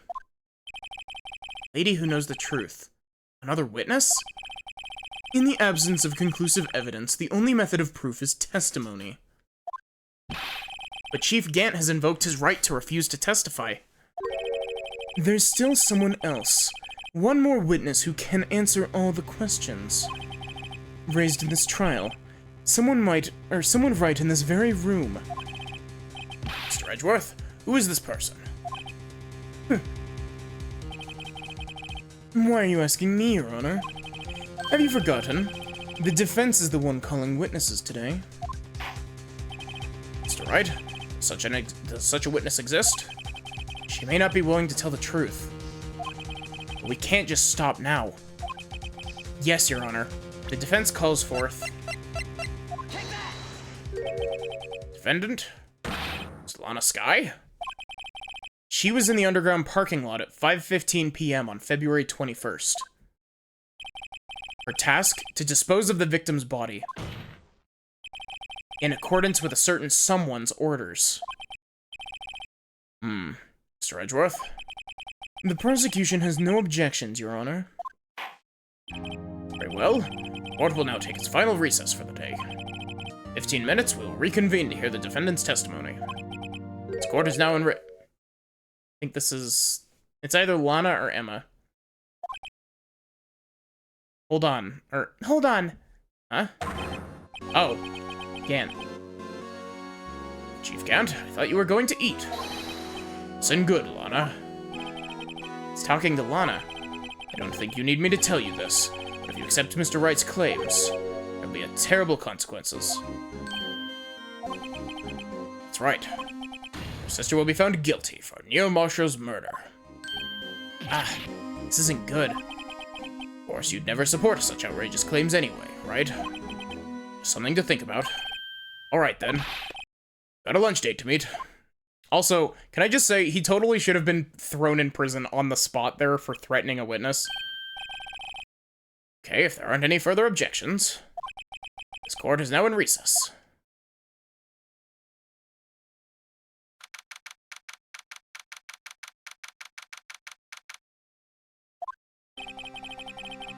Looks like we managed to stay in the game. Yeah, thanks to your help, Edgeworth. Chief, something else, eh, pals? Detective Gumshoe. Not a detective anymore. Oh, yeah? Oh, yeah. Sorry about that. Don't worry. Already decided where to work now. Edgeworth is manipulating the witnesses, says the man manipulating witnesses. Yeah, exactly. Your office. My office? Sure. I'll take the place of that top-knotted girl you used to work with. Could he mean... Aya? Still, looks like we're all out of moves now. Chief Gant's done it again. How is it he always gets the upper hand? It's not fair he has the right to refuse to testify. Settle down, Wright. Remember what the judge said? Chief, not a right to be casually invoked. There are certain risks to be considered. Risks? What did he mean by that? It's simple. If the chief refuses to testify, the opposite also holds true. You mean he forfeits his right to say anything too? Wait, that's a really good impression of your sister. Emma, are you okay? Yeah, when I came to, I was in the medical office. I've been listening to the trial from the gallery. So she heard everything that's been going on. Emma, I'm sorry for what I said before. No, don't be. It was the truth. You know, it's funny. I almost feel somehow relieved. Relieved? Yeah. Now I finally know what really happened. To think all this time, my sister was being blackmailed by that terrible man. And she did it all just to protect me. Ever since her appointment as chief prosecutor, everyone who knew her said she changed. Perhaps it was easier that way for her. What do you mean? What do you think I mean? To follow Chief Gant's orders. She must have shut herself up deep inside. To force herself to do anything and everything the chief told her to do. That must be why she became so cold. It was all my fault. It's all because I murdered Mr. Marshall. Hey, don't go blaming yourself now. You wanna blame anyone, blame society, pal. Chief Gant may be able to fool everyone else with his forgery, but he can't fool my memory. I remember now. I knocked Mr. Marshall onto that armor. I see. Oh, we'd better get back. Time for the final act. Emma, why don't you wait here? No, I'm going with you. I want to be there when Lana tells the truth. Let's go, Wright. It's time to end this.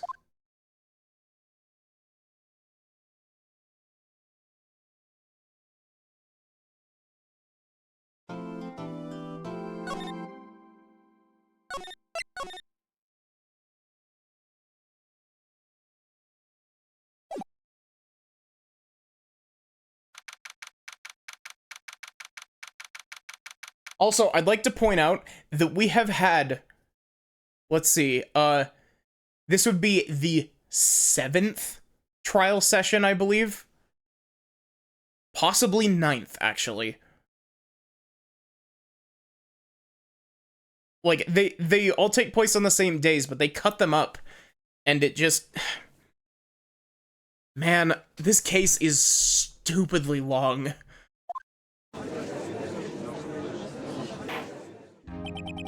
Now then, Defendant Miss Lana Skye, please take the stand.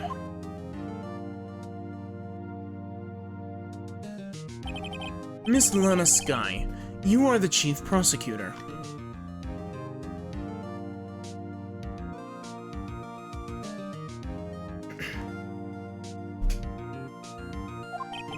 I'm sure you're aware of what is required of you. But Mr. Edgeworth, you already know everything. You know all that I've done these past 2 years. Please provide the court with your testimony, Miss Skye. And remember, you are under oath. We want to hear the truth. Of course. The truth. Lana, no matter what happens, I'll always be your sister. Now then, your testimony, if you will. First, tell us about your relationship with Chief Gant. Everything hinges on your testimony. You're the only chance we have to get Gant.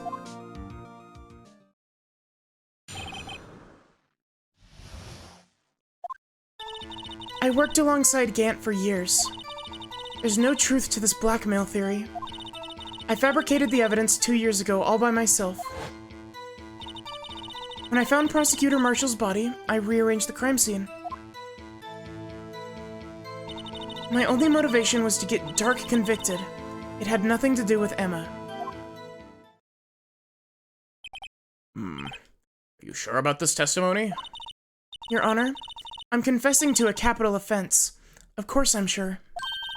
But, Lana... This is true. That means Chief Gant has nothing to do with this. That's what I've been telling you from the very beginning. Please, Mr. Wright, you've got to help her. She's sacrificing herself because of me. But what if she's telling the truth? She's not. I know my own sister. Whenever she speaks stiffly like that, she's hiding something inside.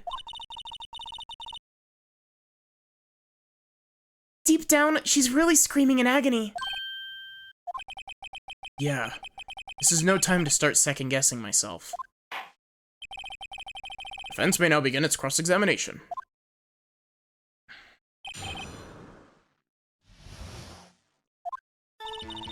I worked alongside Gant for years. How many years exactly? Ever since I made senior detective. Let's see, I was 24 then, so that would be 5 years. Detective Gant and Detective Sky were legendary partners. I personally saw them testify in numerous cases. She must have been good coming from the same school as Mia. Damon Gant was a respectable detective. That's why. There's no truth to this blackmail theory. But think about it, Miss Sky. You didn't murder Detective Goodman. You told me as much yesterday in jail. You still don't get it, do you, Mr. Wright? Any testimony you cannot present in court is as useless as idle gossip.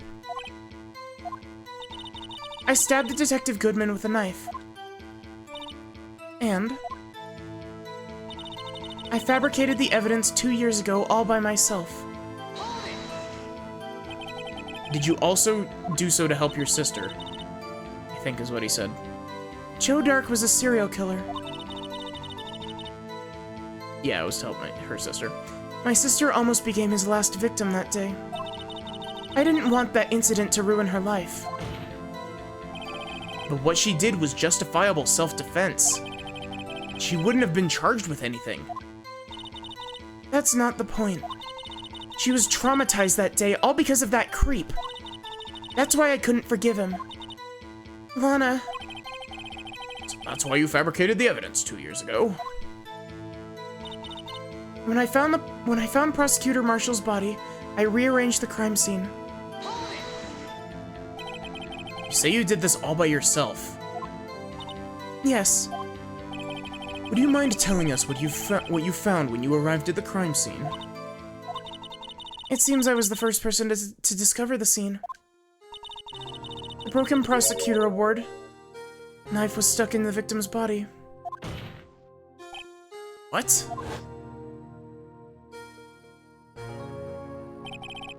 Prosecutor Marshall died from an unfortunate accident. That's only a situation you dreamed was possible. The reality, wow.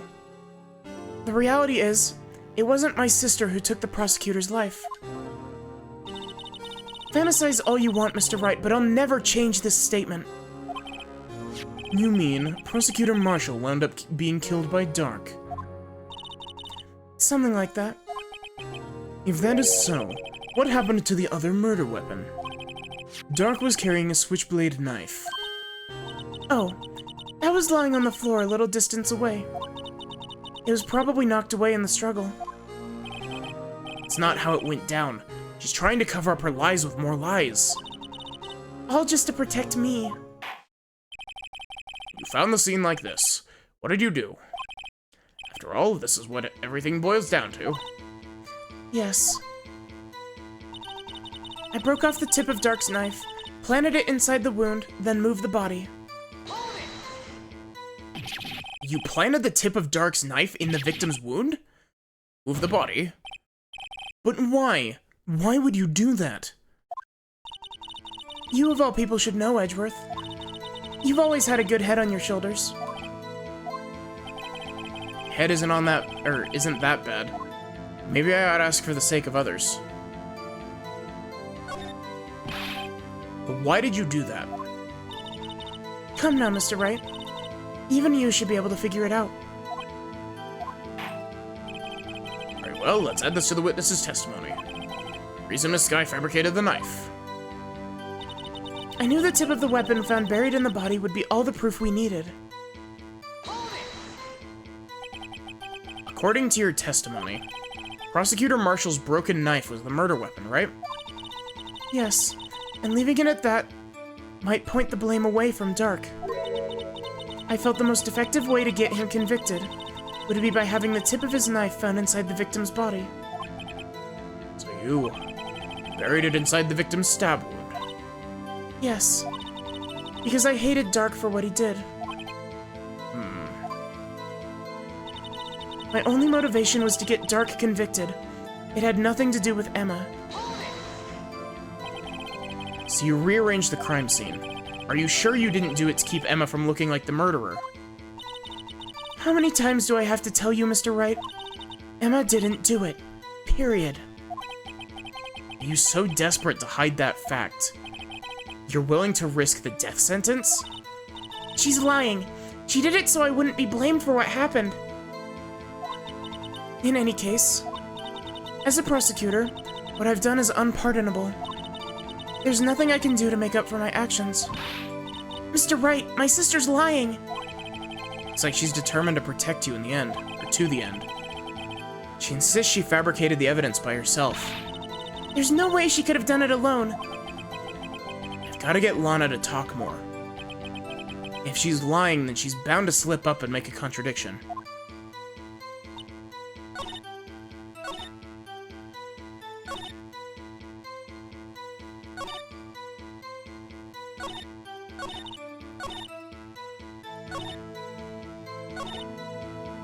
I think if I press this, I can switch it to the other option as well, get a different piece of testimony there. Why did you move the body? When you showed up on the scene, where exactly was the victim's body? It was where you deduced it was, by Chief Gant's desk. But the body was found by your desk. Why did you move it there?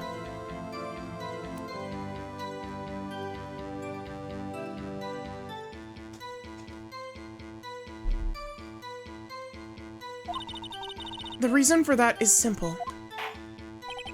Let's have the witness explain this in more detail. Reason for Miss Sky moved the body. The pieces of the jar that shattered during the events threatened my plan.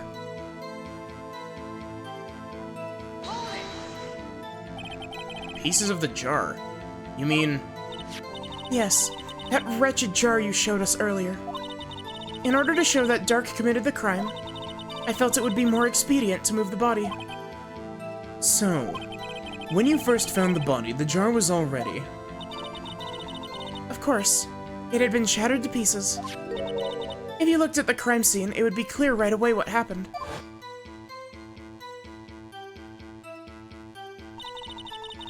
Neil Marshall was dead, and Dark was lying unconscious. In other words, the jar must have been broken during their struggle. I see. What's the matter, Emma? Apparently the jar shattered at the time the crime was committed. But I have a feeling there's more to it than that. Must be a contradiction there somewhere. Anyway, I committed this fabrication completely alone.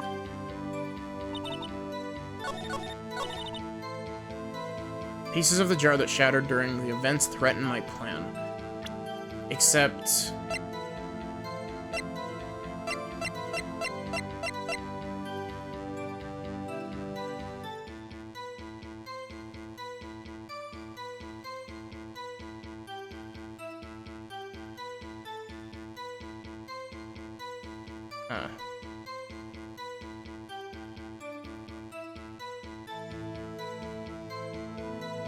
Oh, wait, it couldn't have shattered during the events because it would have had to been written on before it broke.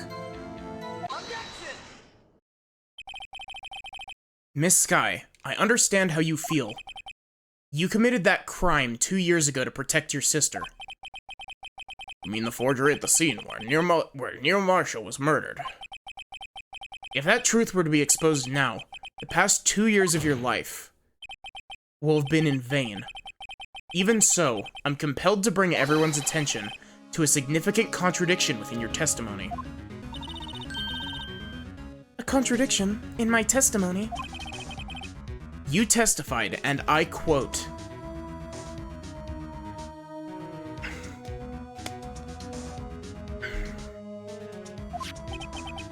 "The pieces of the jar that shattered during the events threatened my plan."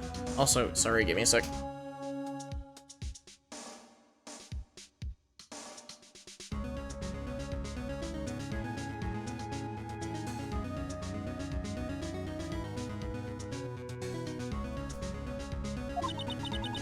That's right.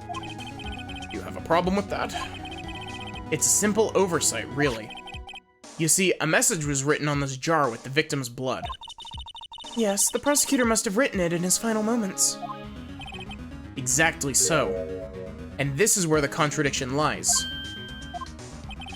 In order for the victim to be able to write his message on the jar, it must not yet have been broken before he died. He couldn't have written Emma's name on a shattered jar. Order, order. Your Honor, it would appear more information is needed in regard to this jar and its bloody message. We may be missing something critical here. Something critical? Chief Prosecutor, it seems you're as in the dark as we are about the truth towards which we're headed. What? Just tell us exactly what you saw. We'll piece together the information to arrive at the truth. Very well, the witness may now continue her testimony.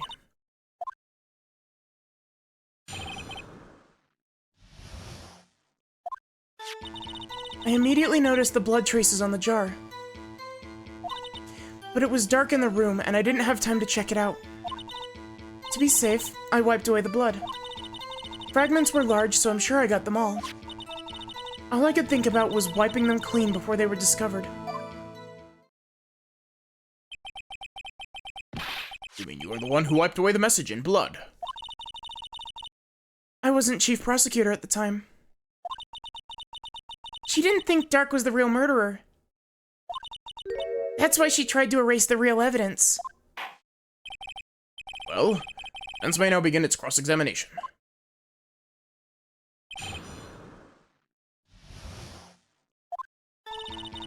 I immediately noticed the blood traces on the jar. So the jar was already broken. It's a miracle that thing hadn't broken earlier. Certainly looks as feeble as the defense's case. Not as feeble as the judge's judgment. You were an ace detective who never missed a detail.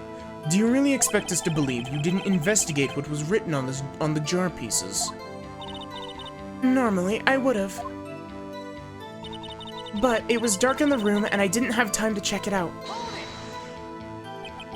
So you didn't know your sister's name was written on the jar? No. If I had known, I would have gathered all the pieces and ground them to dust.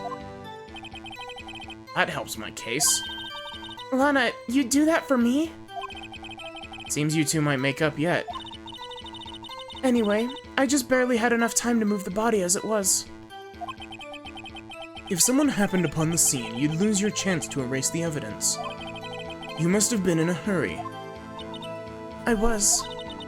I knew I had to destroy the evidence before anyone came. This is rather shocking. To be safe, I wiped away the blood. I'm afraid this action of yours reveals what really happened. What do you mean? If you really thought Dark killed Prosecutor Marshall, you wouldn't have wiped away the blood. What else could I have done in that situation? Lana, I only had a few moments. There wasn't enough time for me to do anything else but gather up the pieces. The fragments were so large, I'm sure I got them all. But how could you see with the power out? It should have been pitch black in that office. A detective is always prepared, Mr. Wright. Even now, I always carry a pocket light and a camera with me. I even carry a bottle of emergency luminol wherever I go. I never miss anything. I got every last piece. All I could think about was wiping them clean before they were discovered. Also, that last statement has the contradiction because Gant had a piece. So you illegally rearranged the crime scene. Yes. I don't have any excuse for my actions. I'm so sorry, Lana. I didn't know. I've treated you so badly all this time. It's not too late. There's still plenty of time to make up. After we've gotten to the bottom of this incident. No doubt this day will leave a permanent stain on the history of the prosecutor's office. More contradictions have surfaced in her testimony. Your sister's really putting up a fight. She must really care about you. Still, she's not doing this the right way. I think I've finally figured out the contradictions in her testimony. There's one final possibility that might turn everything around. We're sure that you got them all. Well, you very much did not. There was a piece of it in Gant's safe. Miss Sky, I believe this jar conceals a truth even you were unaware of. What? We found the final piece of this jar in Chief Gant's safe. In the chief's safe? But how? I knew it. She really didn't know. There's something even more disturbing about that final piece. There was still blood on it. But the witness just testified. She gathered every last piece and wiped the blood off them. Yes, which leaves us with one explanation. On the night Prosecutor Marshall was murdered, you were not the first one to show up on the scene. Chief Gant got there before you. Couldn't the defendant have simply missed a piece? I'm afraid that's unlikely. The pieces are too big for anyone to miss, let alone an ace detective. It may well be, but everyone makes mistakes. Even I once wasted an entire day looking for my dentures. They were in my mouth all along. You believe it? Have you forgotten, Your Honor? When this witness arrived at the scene, the jar was already broken. Oh, that. There's no way a name could have been written on a shattered jar. Another person discovered the scene prior to the witness. I hope you're not implying this person was Chief Gant at the time. At the time, he was looking for Dark downstairs, remember?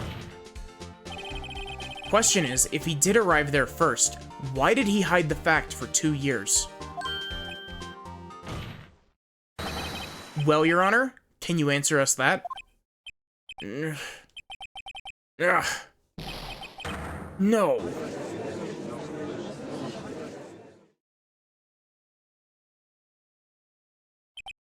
Wait, I'm not the one on trial here. Damon Gant arrived at the crime scene prior to the witness. He proceeded to break the jar and purposefully hid one of the broken pieces. Question: what is this action called? Fabrication of evidence. Why would Chief Gant do that? In light of what happened afterwards, isn't it clear? What happened afterwards? Discovering the scene, Lana Sky believed her sister, Emma, killed the victim. Determined to help her sister, she sought Gant's aid. Lending her his aid, Gant helped her create evidence that incriminated Dark, sparing Emma, and therein lies the reason. The reason why Miss Sky became the chief's puppet. No, I did it on my own. Please, sis, stop trying to protect the chief. I can't watch you suffer anymore for my sake. No, you didn't. It wasn't you, Emma. You didn't kill anyone. Don't believe anything Mr. Wright says. Defense attorneys make up the most foul lies to defend their clients. Foul lies? Imagine that coming from my own client. Guess you do seem the type who likes to twist the truth. Wait a minute. What if we're still smack dab in the middle of Gant's trap? Something wrong, Mr. Wright? Lana may be right after all. What do you mean, Wright? So you do tell foul lies then, Mr. Wright? Miss Sky, please testify once more. But If evidence was fabricated behind your back, then Emma's accidental killing of Prosecutor Marshall might also be a lie. But I do remember knocking over Mr. Marshall. Miss Sky, if you will. I can't.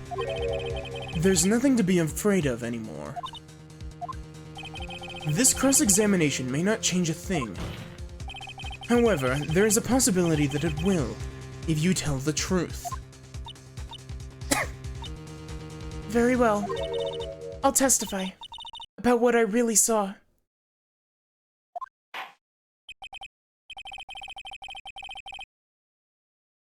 All right, the witness may testify once more for the final time.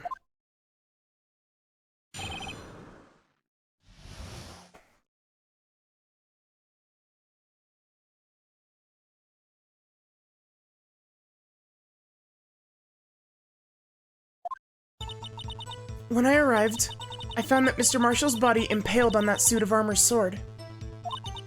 Emma and Dark were lying unconscious on the floor nearby. Then I saw what had happened and thought she did it. That's why I erased all the evidence that linked her to the murder. I had Chief Gant help me remove the body from the sword and carry it. But if it all really was a fabrication, Emma might be innocent. Unbelievable. But he was impaled on the armor's sword.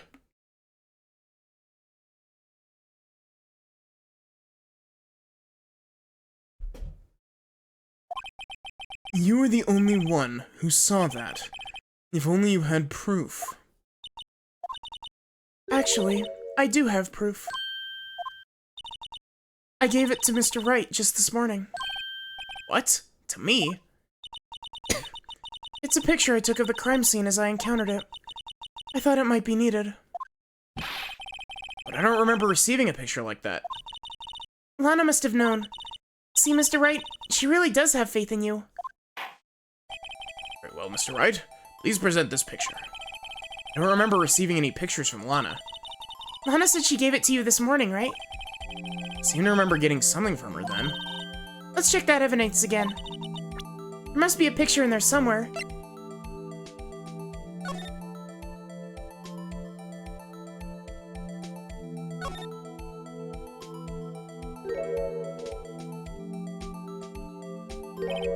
Hey, there's a picture here.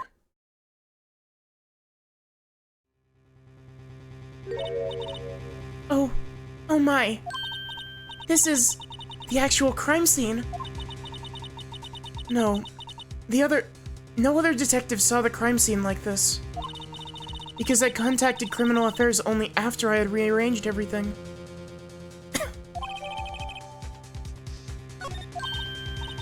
Mr. Wright, that piece cut out from his vest. Could that be? Cloth we found inside Chief Gant's safe. What's this? This is a handprint, isn't it? That cloth. It had fingerprints on it. Whosever fingerprints those are must be the real murderer. What? Those fingerprints. They're yours, Emma. Why are your lips turning all purple, Mr. Wright? Anyway, let's get on with the cross-examination. So long as you tell the truth, we should be able to flush out the real murderer. Very well. The defense may now begin its cross-examination.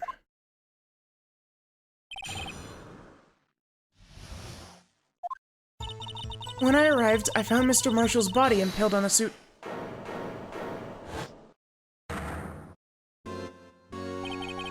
Come now, Aji. This is the poorest excuse for a trial I've ever seen. Chief Gant. What, now you want me to make me out as the bad guy too? If so, I'd like to put in a word or two in my defense.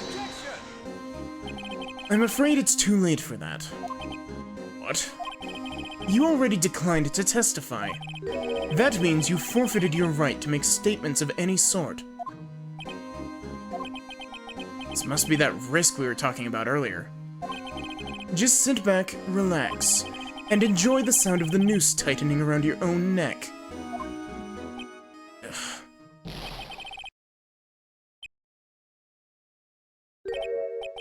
So what? You think I'm worried?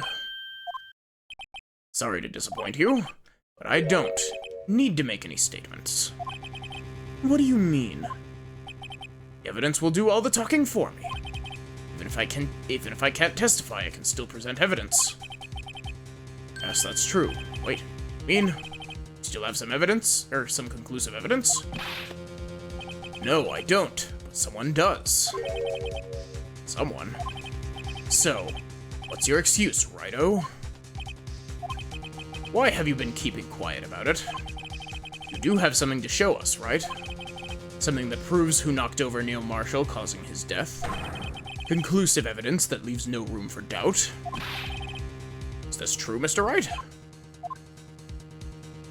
If I show that piece of evidence now, Emma's sure to be made out as the murderer.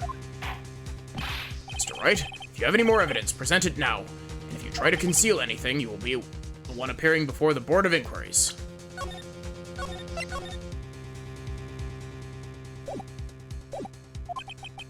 What do I do now? I'd better think this through carefully. I can't afford to make the wrong decision. Should I present that piece of evidence? The one that shows who really killed Prosecutor Marshall? Your Honor, I don't have any evidence that I can present at this time. What? You lie! Chief Gant? You opened my safe. I know you took what was inside. Conclusive evidence. I don't know what you're talking about. Mr. Wright, why don't you show them?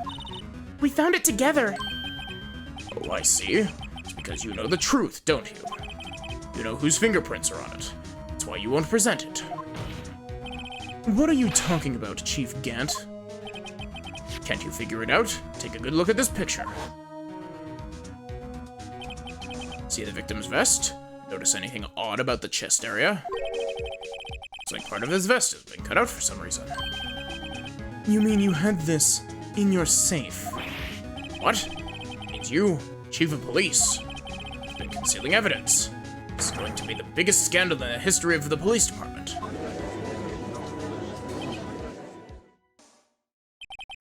Impressive. To be honest, I didn't think you had the gall, Righto. Well, I can't just let you pin me up as the murderer. I'll tell you what really happened. What, you mean admit to it?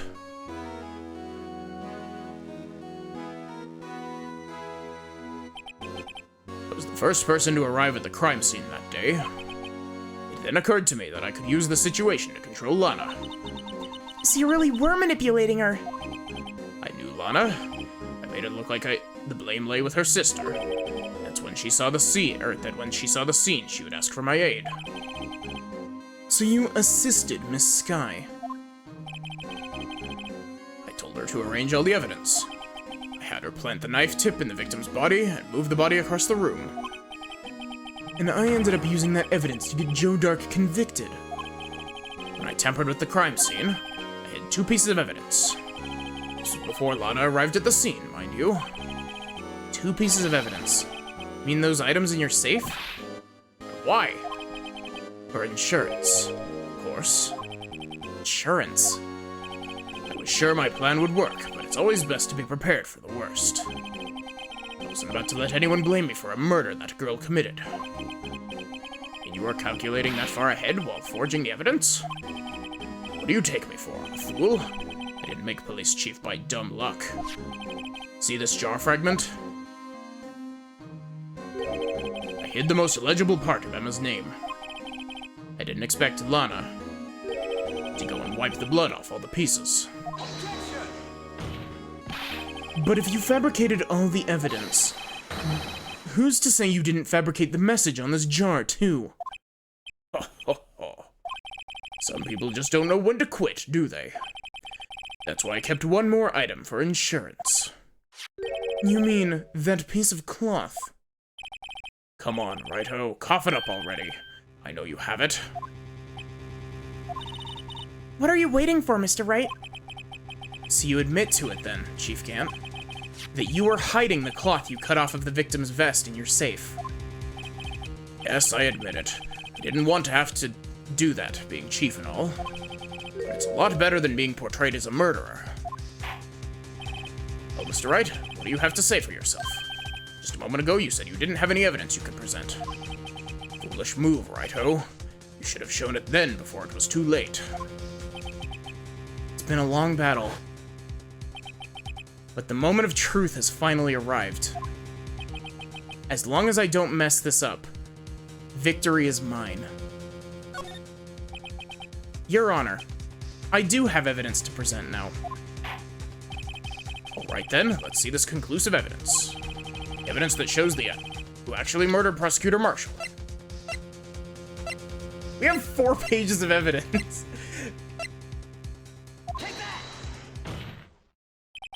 Let me verify this once more. On the day of the crime, you personally cut out this piece of the victim's vest. Oh yes.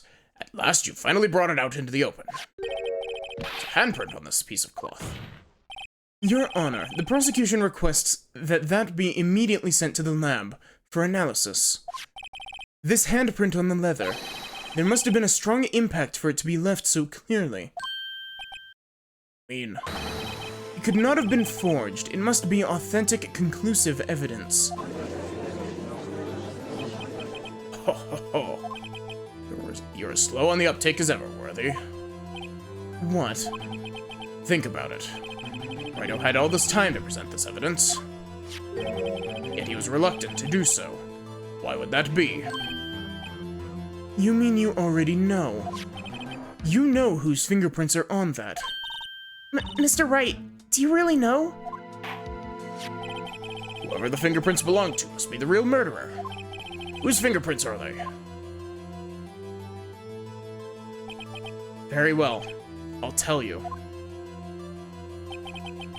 Should be okay now. Everything is proceeding as predicted. The person to whom these fingerprints belong to... Emma? Miss Sky? What? They're mine? I'm sorry, Emma. But why? Why didn't you tell me? Oh, ho, ho, ho. You're really something, Righto. You knew this girl did it all along. And you still tried to pin the murder on me. So it's true. Tragic, but true. This girl really did shove Prosecutor Marshall to his death. Hold it! How could you? You monster! Sky? You knew whose fingerprints those were all along, yet you acted like she really didn't. Miss Sky, it's not over yet. What? I said this trial isn't over yet. Ha!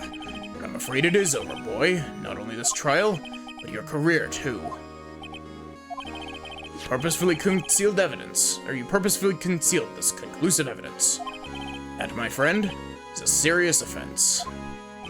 I'm looking forward to pressing charges after the defendant is convicted. I'll have your badge, boy. What's the matter? Cat got your tongue? Aren't you going to tell us how it feels? How it feels to be the one who single-handedly turned a poor little girl into a murderer? Before I do that, there's just one little thing I have to clear up. Oh? And what's that? Who really killed Prosecutor Neil Marshall? What? Chief Gant, you're absolutely right. This piece of cloth proves who the real murderer is. Who killed Neil Marshall, you ask? It was Emma Sky, wasn't it? I'm afraid that's not possible. You see, this piece of cloth contains a critical contradiction. What? A contradiction? What is this fool babbling about? I'm talking about a contradiction. One that proves who the real killer is. Mr. Wright, this piece of cloth, what could it possibly contradict? Chief Gant, your tyrannical reign ends here. Behold, the piece of evidence that contradicts this cloth.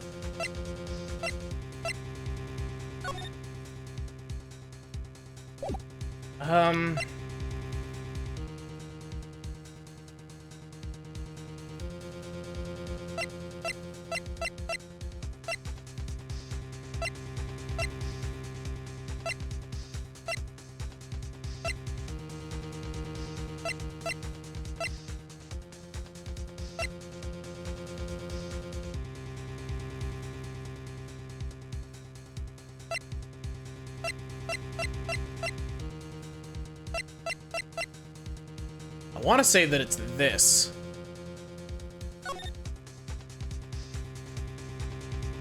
Because it's already missing.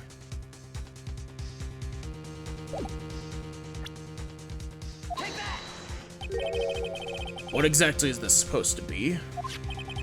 This is the picture that Miss Sky took. Take a good look at it. See where the piece of his vest was cut out? Yes, his shirt is showing underneath. It's hard to make out with all the blood on this vest, though. Exactly my point. His chest is soaked with blood. That's only natural. His lungs, no doubt, were punctured. Blood poured out of his mouth. Oh, and a piece of cloth. Wait, there's no blood on it. Ugh. Since Emma Sky's fingerprints are on this cloth, there's no doubt that she shoved the prosecutor aside. However, Mr. Marshall was not impaled on the sword at that time. No, this is nonsense. Now then, Chief Gant, let me ask you something. Prosecutor Marshall was not impaled when he was shoved aside. He most likely hit his head on the ground and was knocked out. If so, then tell me, who could it have been? Who could have arrived at the scene before Miss Lana Sky, picked up the unconscious prosecutor, and impaled him on the armored sword? Then, to make it look like Emma was responsible for the prosecutor's death, said person proceeded to write her name on the jar with the victim's blood. A jar that they then broke on purpose to leave behind a clue. And make Lana believe her sister did it. Remember what you admitted only moments ago? That you personally cut out this bloodless piece of the victim's vest? Ironic, isn't it? Through the very act of creating insurance, you proved that you were the actual murderer. No! It's finally over.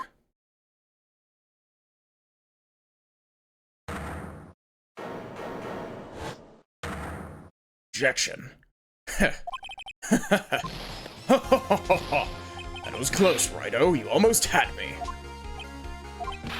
Sorry, but you'll have to do better than that. I refute your allegations. You mean you refute his allegations? You see, that piece of cloth is illegal evidence. Order, order. What nonsense is this? Legal evidence cannot be used to convict a suspect. Remember, Reggie? Earlier, old Righto here concealed that piece of cloth.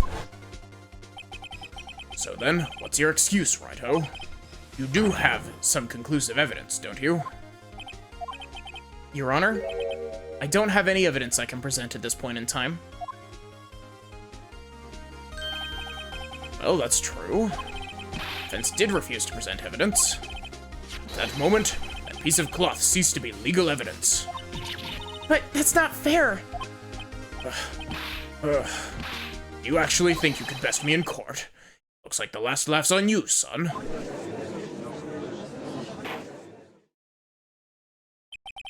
afraid Mr. Gant's claim is legally correct.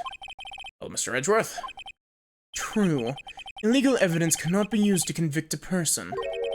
Assuming, of course, that the evidence is indeed illegal. Oh, Mr. Wright? Seems at last. The time for me to reveal my plan has finally arrived. Mr. Wright, do you admit to it? You purposefully illegally concealed this evidence. I did not illegally conceal that piece of evidence. I admit, I refused to present it at one point. Ha! So the evidence is illegal. No, it isn't, Mr. Gant. Huh? It's not that I didn't present evidence then. It's that I couldn't. What do you mean you couldn't? There are certain procedures involved when presenting evidence. No, Udgy, don't listen to his lies. He's nothing but a coward. You can't really believe. There's only one issue left to be resolved in this trial. Is this evidence legal or not? Very well. Let's settle this once and for all. Earlier, you refused to present evidence. If you can prove your conduct was not in violation of the law, then do so now. This is my proof, Your Honor. Evidence law. What's this? I've done my homework too, Chief. Indeed, Emma Sky's fingerprints were on this piece of cloth. However, at that point in time, this was merely a piece of cloth, nothing more. What? You see, it's written right here in this book. The second rule of evidence law. Rule number 1. Evidence shall be shown, Rule number 1. No evidence shall be shown without the approval of the police department. I found this piece of evidence myself, inside your safe. It goes without saying, I did not have approval from the police department. Rule number 2. Unregistered evidence presented must be relevant to the case on trial. And, here's the crux of that matter. You see, at the time it was impossible for me to prove the relevance between the cloth and the SL-9 incident. What? What kind of nonsense is this? You want relevancy? Just take one look at this picture and... Sorry, but can you recall? When was that picture presented? It was shown only a few moments ago. No. He's right. At the beginning of today's trial, that piece of cloth was still meaningless. The person who gave it value as evidence was you, Damon Gant. You yourself confessed to a certain truth. Let me verify this once more. On the day of the crime, you personally cut out this piece of the victim's vest. Oh, yes. No. It was then that you approved this cloth as conclusive evidence. Yes, you, the chief of police, personally approved this cloth. The only person who could have cut this from the victim's vest is the one who stood before Prosecutor Marshall in his final moments. In other words, the real murderer, and there's only one person who that could be. Damon Gant. The killer was you. No.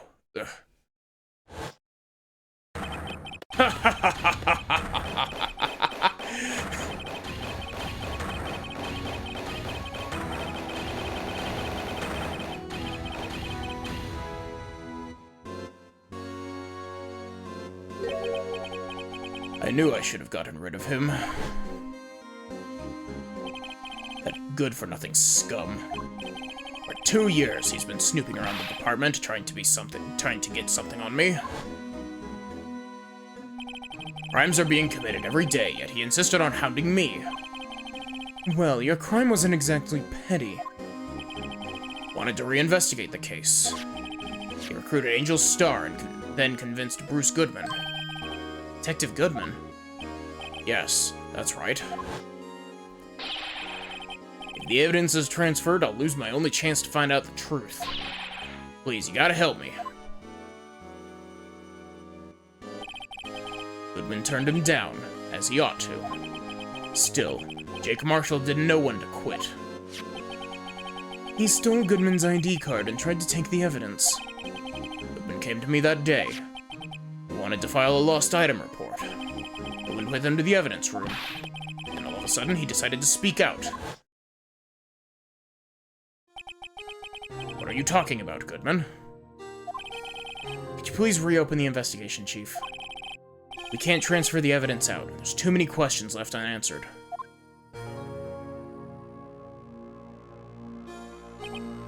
He opened his evidence locker, and as he was taking the evidence out, he said, "It's not too late. I'm gonna hand all this over to Marshall." Well, to be honest, I was a bit taken aback by his words. I had a bad feeling when he came to see me, but I never thought he'd bring up SL-9. That's when I saw it. The accursed knife.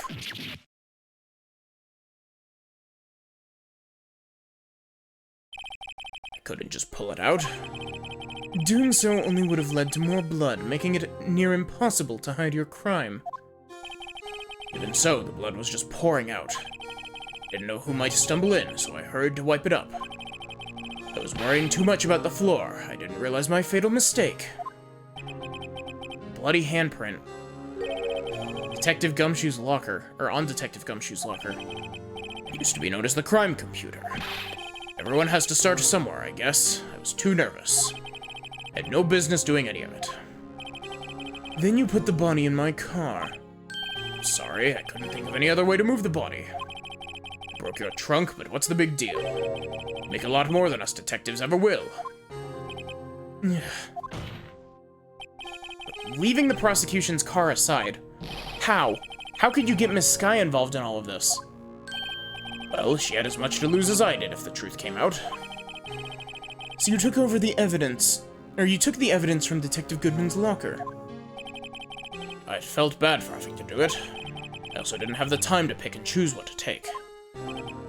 So, you left the jar fragments in the glove. Yeah. Looks like I was better off being an investigator of crimes than a committer.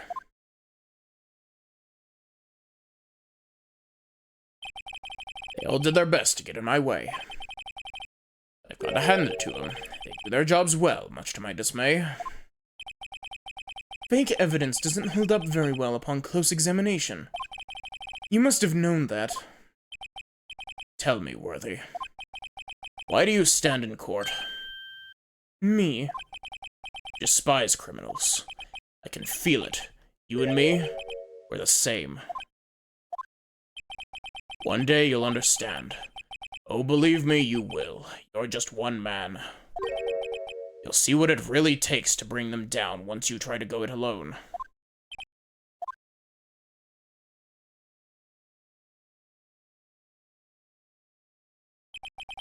Well, looks like it's time to say goodbye. Oh, Udgy? What?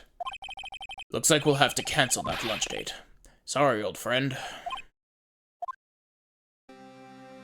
I'm sorry too, Damon Kent. I knew you as you used to be, long ago. You were once a fine investigator, an example to others on the force. I'm sorry to learn that you are no longer that person. Those days are gone, wow. Those days are gone now, Udgy. Thanks for all the memories, though. Don't worry, you'll be fine. Now you have Wright here, and Worthy.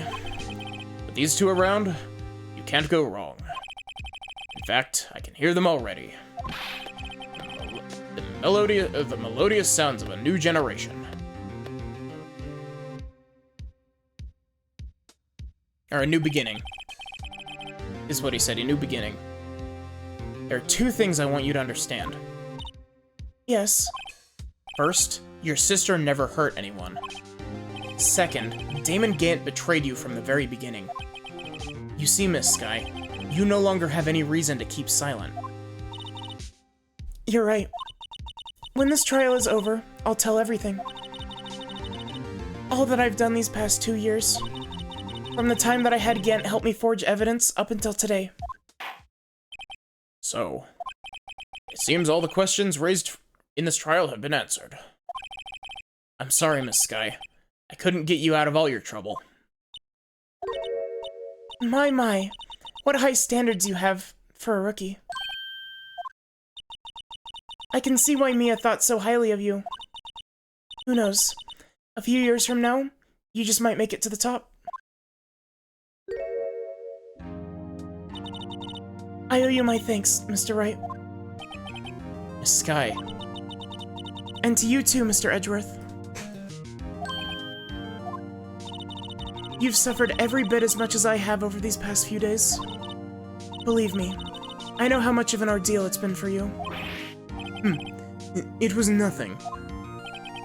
Liar. I was worried the pressure might break you. And yet, you rose above it all and guided Mr. Wright to victory. You've done well, Mr. Edgeworth. Stop it.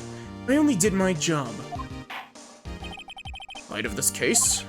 Seems good. A good self-examining is in order for all of us. Sky? Yes, Your Honor. We're innocent of murder. However, although the chief blackmailed you, the fact is you still acted as his accomplice. The trial will be scheduled for these crimes at a later date. Yes. I understand, Your Honor. There's something amusing about all this. Why are you smiling? It's been a long time, Your Honor.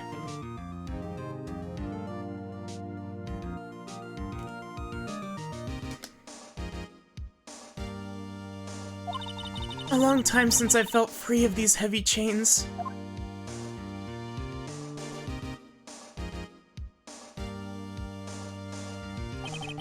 Well, this trial has gone on far too long already. Regarding the charge of murder, this court finds the defendant, Miss Lana Sky, not guilty. Hit it, Gumshoe. Gumshoe's got the confetti on lock. That is all. Court is adjourned.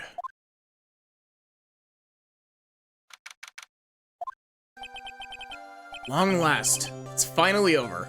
That is my sentiment too, Phoenix. Jesus Christ, this case is so long.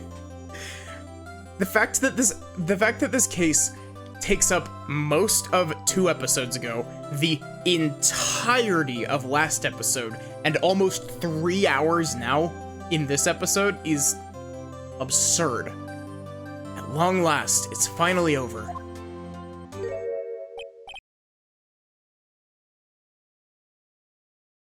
Emma?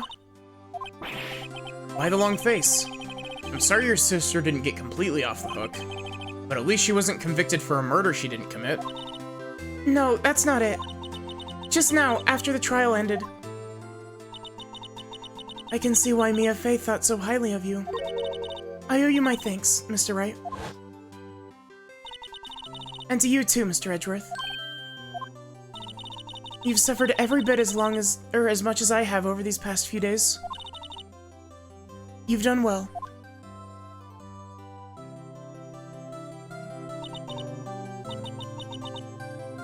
You know, I did my best too. But Lana didn't say a single word to me. I'm not interrupting anything, pals. Oh. Yes, I am. I'll come back later. Wait, Detective Gumshoe, what is it? Doing this on purpose, aren't you? Making a detective run around while on duty? To top it off, you call me here. I've seen happier people at funerals. Hey, lighten up, pals. I'm only kidding. Oh, are you here because of my sister again? Nope, not this time. Came today because of you, pal. Me? That's right. You'd like to see someone.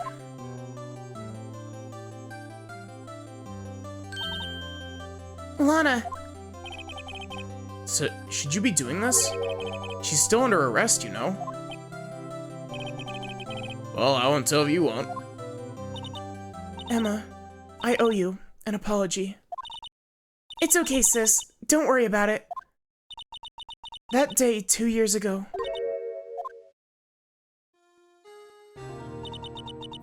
was the first time in my life I ever panicked. It was all I could do to keep myself from screaming. All I could think about was keeping you from getting wrapped up in that mess. Sis, I asked Gant to help me cover up the truth. I thought I was doing it for your sake, but now I realize I was wrong. I changed after that day. I had to. It was the only way I could make it through the past 2 years. I knew how much I was hurting you by distancing myself, but I couldn't bring myself to tell you what I did. I was scared. Scared that you'd look at me with those eyes of yours. I was scared of how you'd react if you knew. But, sis, you were only doing it for me. No. Huh? I turned my back on you that day. In hiding what I believed to be the truth, I was deceiving you. Sis. Such a fool. It took me all this time to realize it. Emma, I'm so sorry. But, sis, you don't have to apologize. I'm happy now. You're happy? Of course. You know, sis, I always knew that one day you'd come back. And now you have. Oh, Emma. Emma.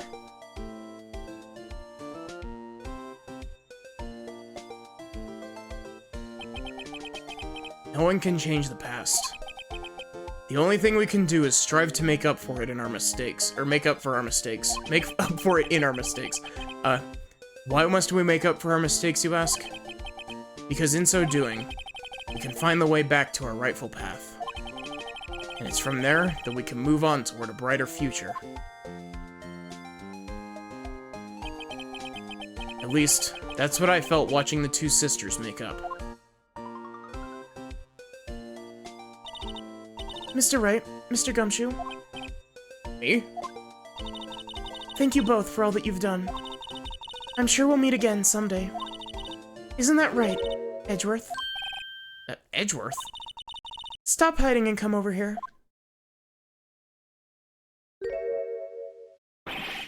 Where was he hiding? I just came to say, congratulations. Thank you. Thank you, Mr. Edgeworth. Right, well, I'll be going now. Mr. Edgeworth, I hope you don't blame yourself for what happened. We were the ones who acted corruptly, not you. It's too late for me. No matter what anyone may say, I realize today that I can't correct my mistakes. Mr. Edgeworth. Not only that, but I don't even trust myself anymore. Chief Gant was right. Despise criminals. I can feel it. You and me, the same. One day you'll understand. Oh, believe me, you will. You're just one man. You'll see what it really takes to bring them down once you try to go it alone.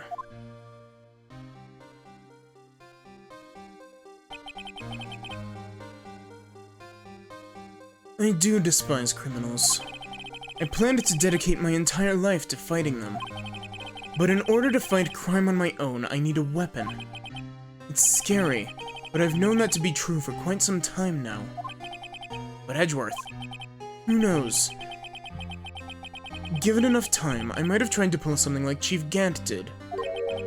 That thought terrifies me. That's why I can't continue as a prosecutor. Edgeworth, don't you understand? Damon Gant and your mentor, Manfred von Karma,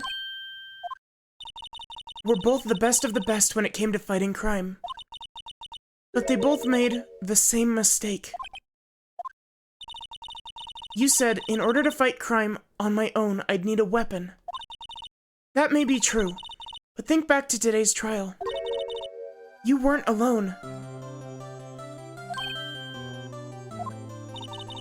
You were working together with Mr. Wright, and because of that partnership, You were able to present evidence that otherwise could have gone undiscovered. Isn't that right, Mr. Wright? Huh? What? Oh, yeah. What is this, a pop quiz? Come on, Mr. Wright. Show him what Lana's talking about. Evidence, huh? Something that neither Edgeworth nor I would have been able to find on our own.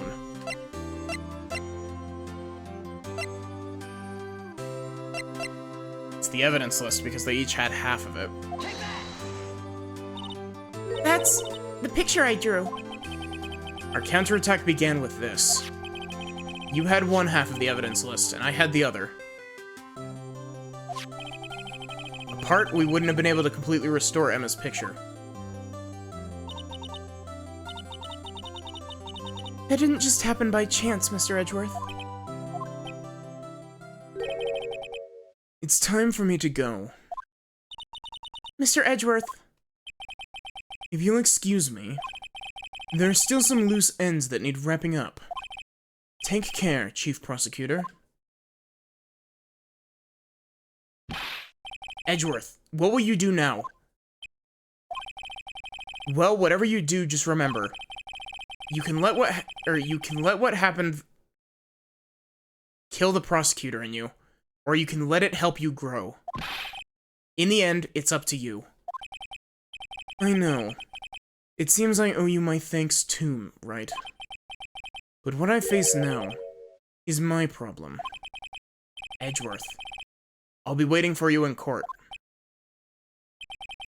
Farewell.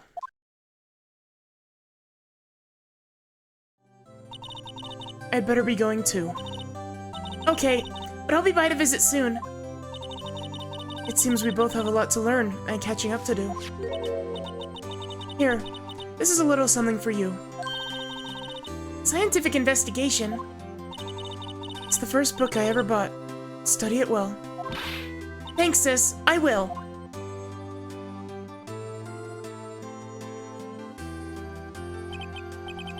And so, another case came to a close.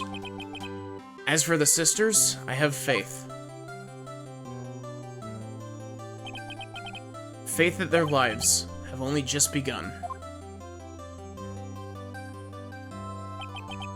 And as for me, I think it's time I started a new journey of my own. A journey to rediscover myself.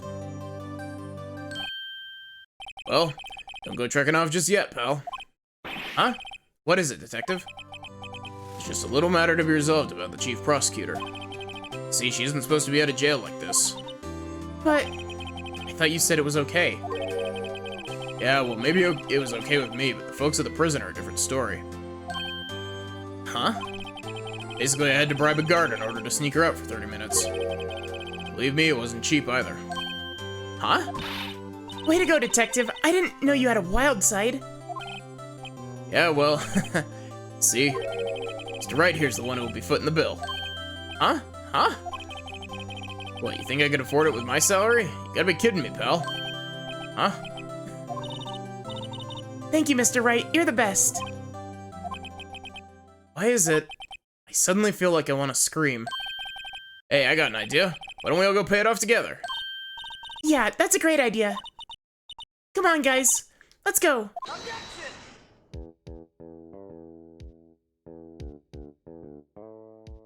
Ah.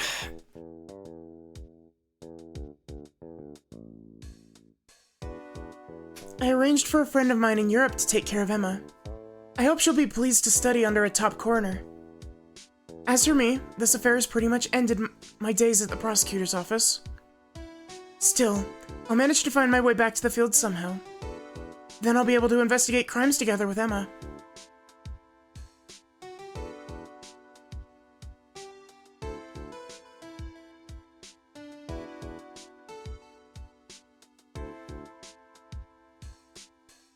I love this game so much.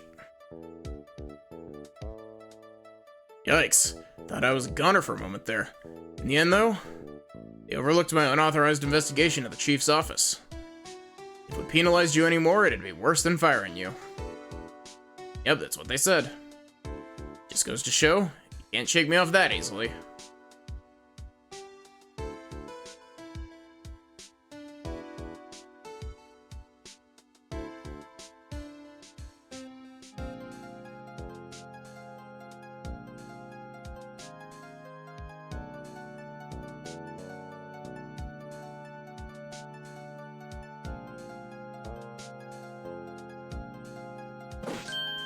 My new mission is to guard the main entrance and take care of Billy. Can you believe it? I've been demoted to a security guard. My partner's keeping an eye on the entrance for me today. I'll show you them, though. Someday I'm going to make detective. Or I'll show them, though. Yes, sir. Then I can be just like that Dick Gumshoe.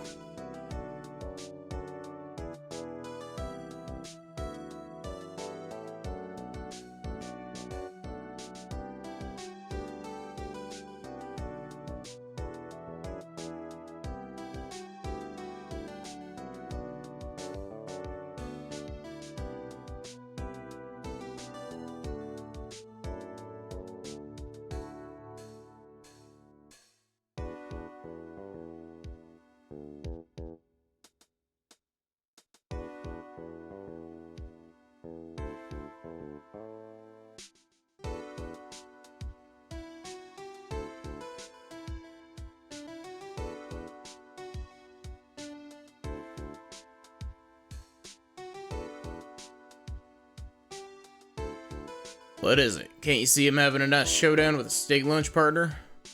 The star managed to sneak this into me. He's seeing one of the guards, it seems. Well, cowboy, it looks like you did it. Even gave Bambina back her smile. Make sure Billy and the gang get their water. Yes, the blue badger did just fucking die.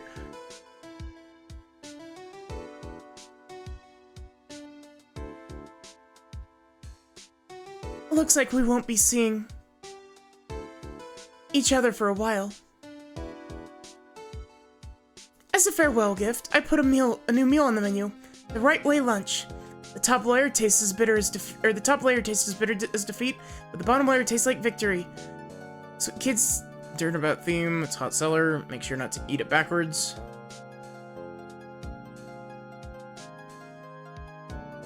Sorry, that one was far too fast for me to read in the voice.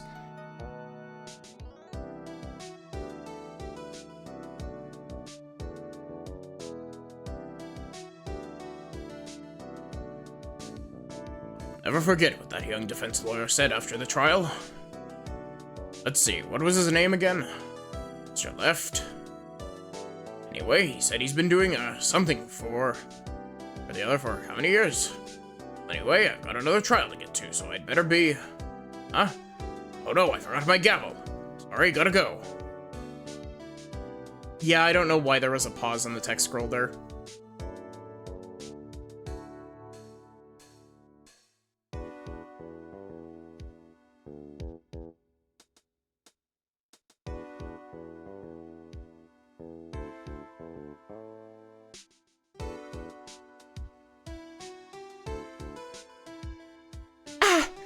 Nothing soothes the soul like a fresh country air.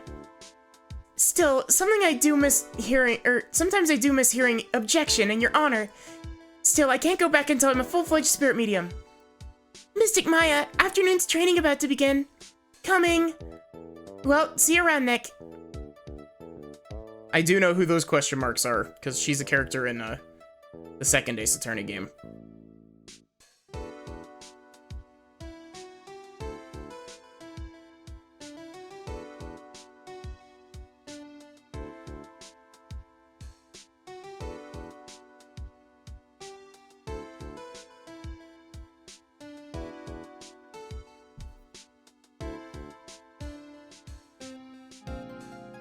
Mr. Edgeworth. Mr. Edgeworth. Mr. Edgeworth? I brought you your tea. What's going on?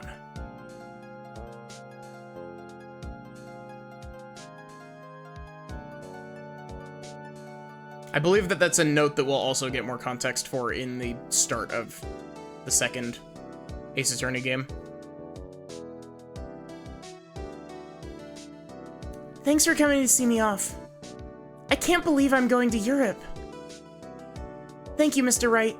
Thank you so much for everything. I'm a little sad, but I'll be alright. Whenever I want to see Lana, all I have to do is open this book.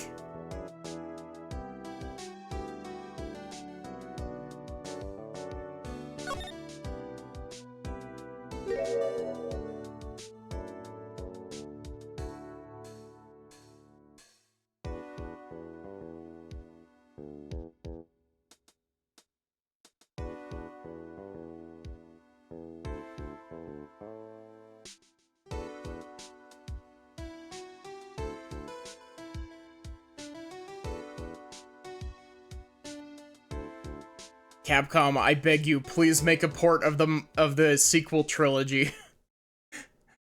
They're still locked to the 3DS.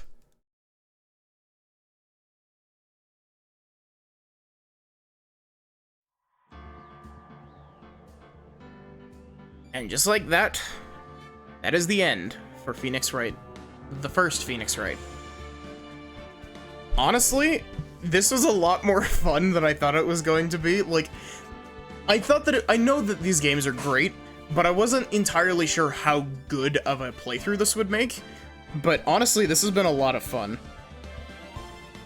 I was like, I don't know. I really liked Valhalla when I did Valhalla forever ago. And, damn, it's been almost a year now, actually.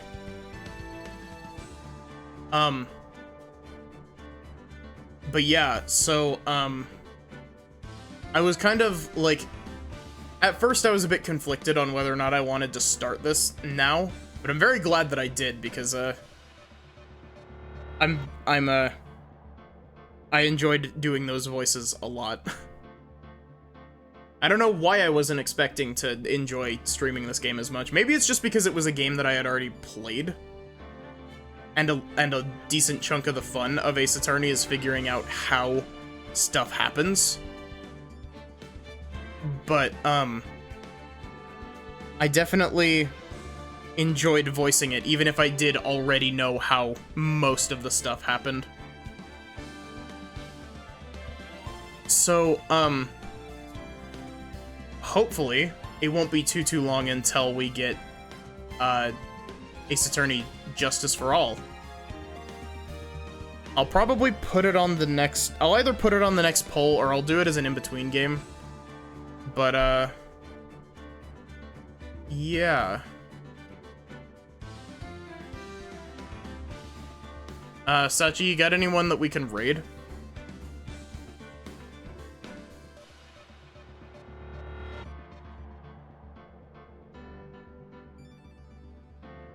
Yeah, I really want them to port, Apollo Justice, Dual Destinies, and Spirit of Justice to modern consoles. Because you either have to play them on 3DS, or well, you can play Apollo Justice on normal DS. Yeah, I'm good with horror. I'm good to send the chat to a horror streamer.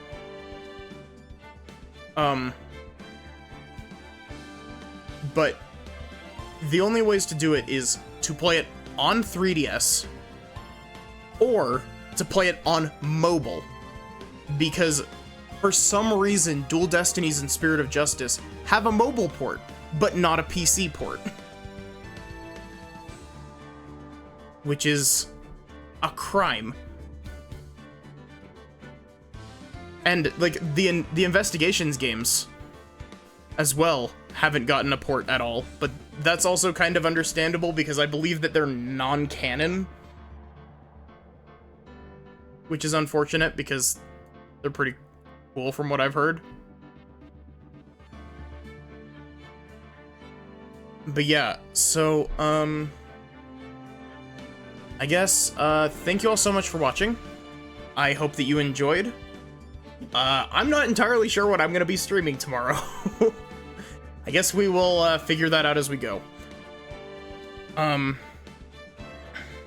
might be starting, Fire Emblem 8 tomorrow, just because I know that I promised that I would do that soonish, and then it's been like 5 games since I promised that, so I think I might do that next, but I'm not entirely sure just because it'll take a while because Fire Emblem 8 is a long game. But yeah. So I guess exclamation point Discord, exclamation point socials, whatever. I guess have a good one and take care.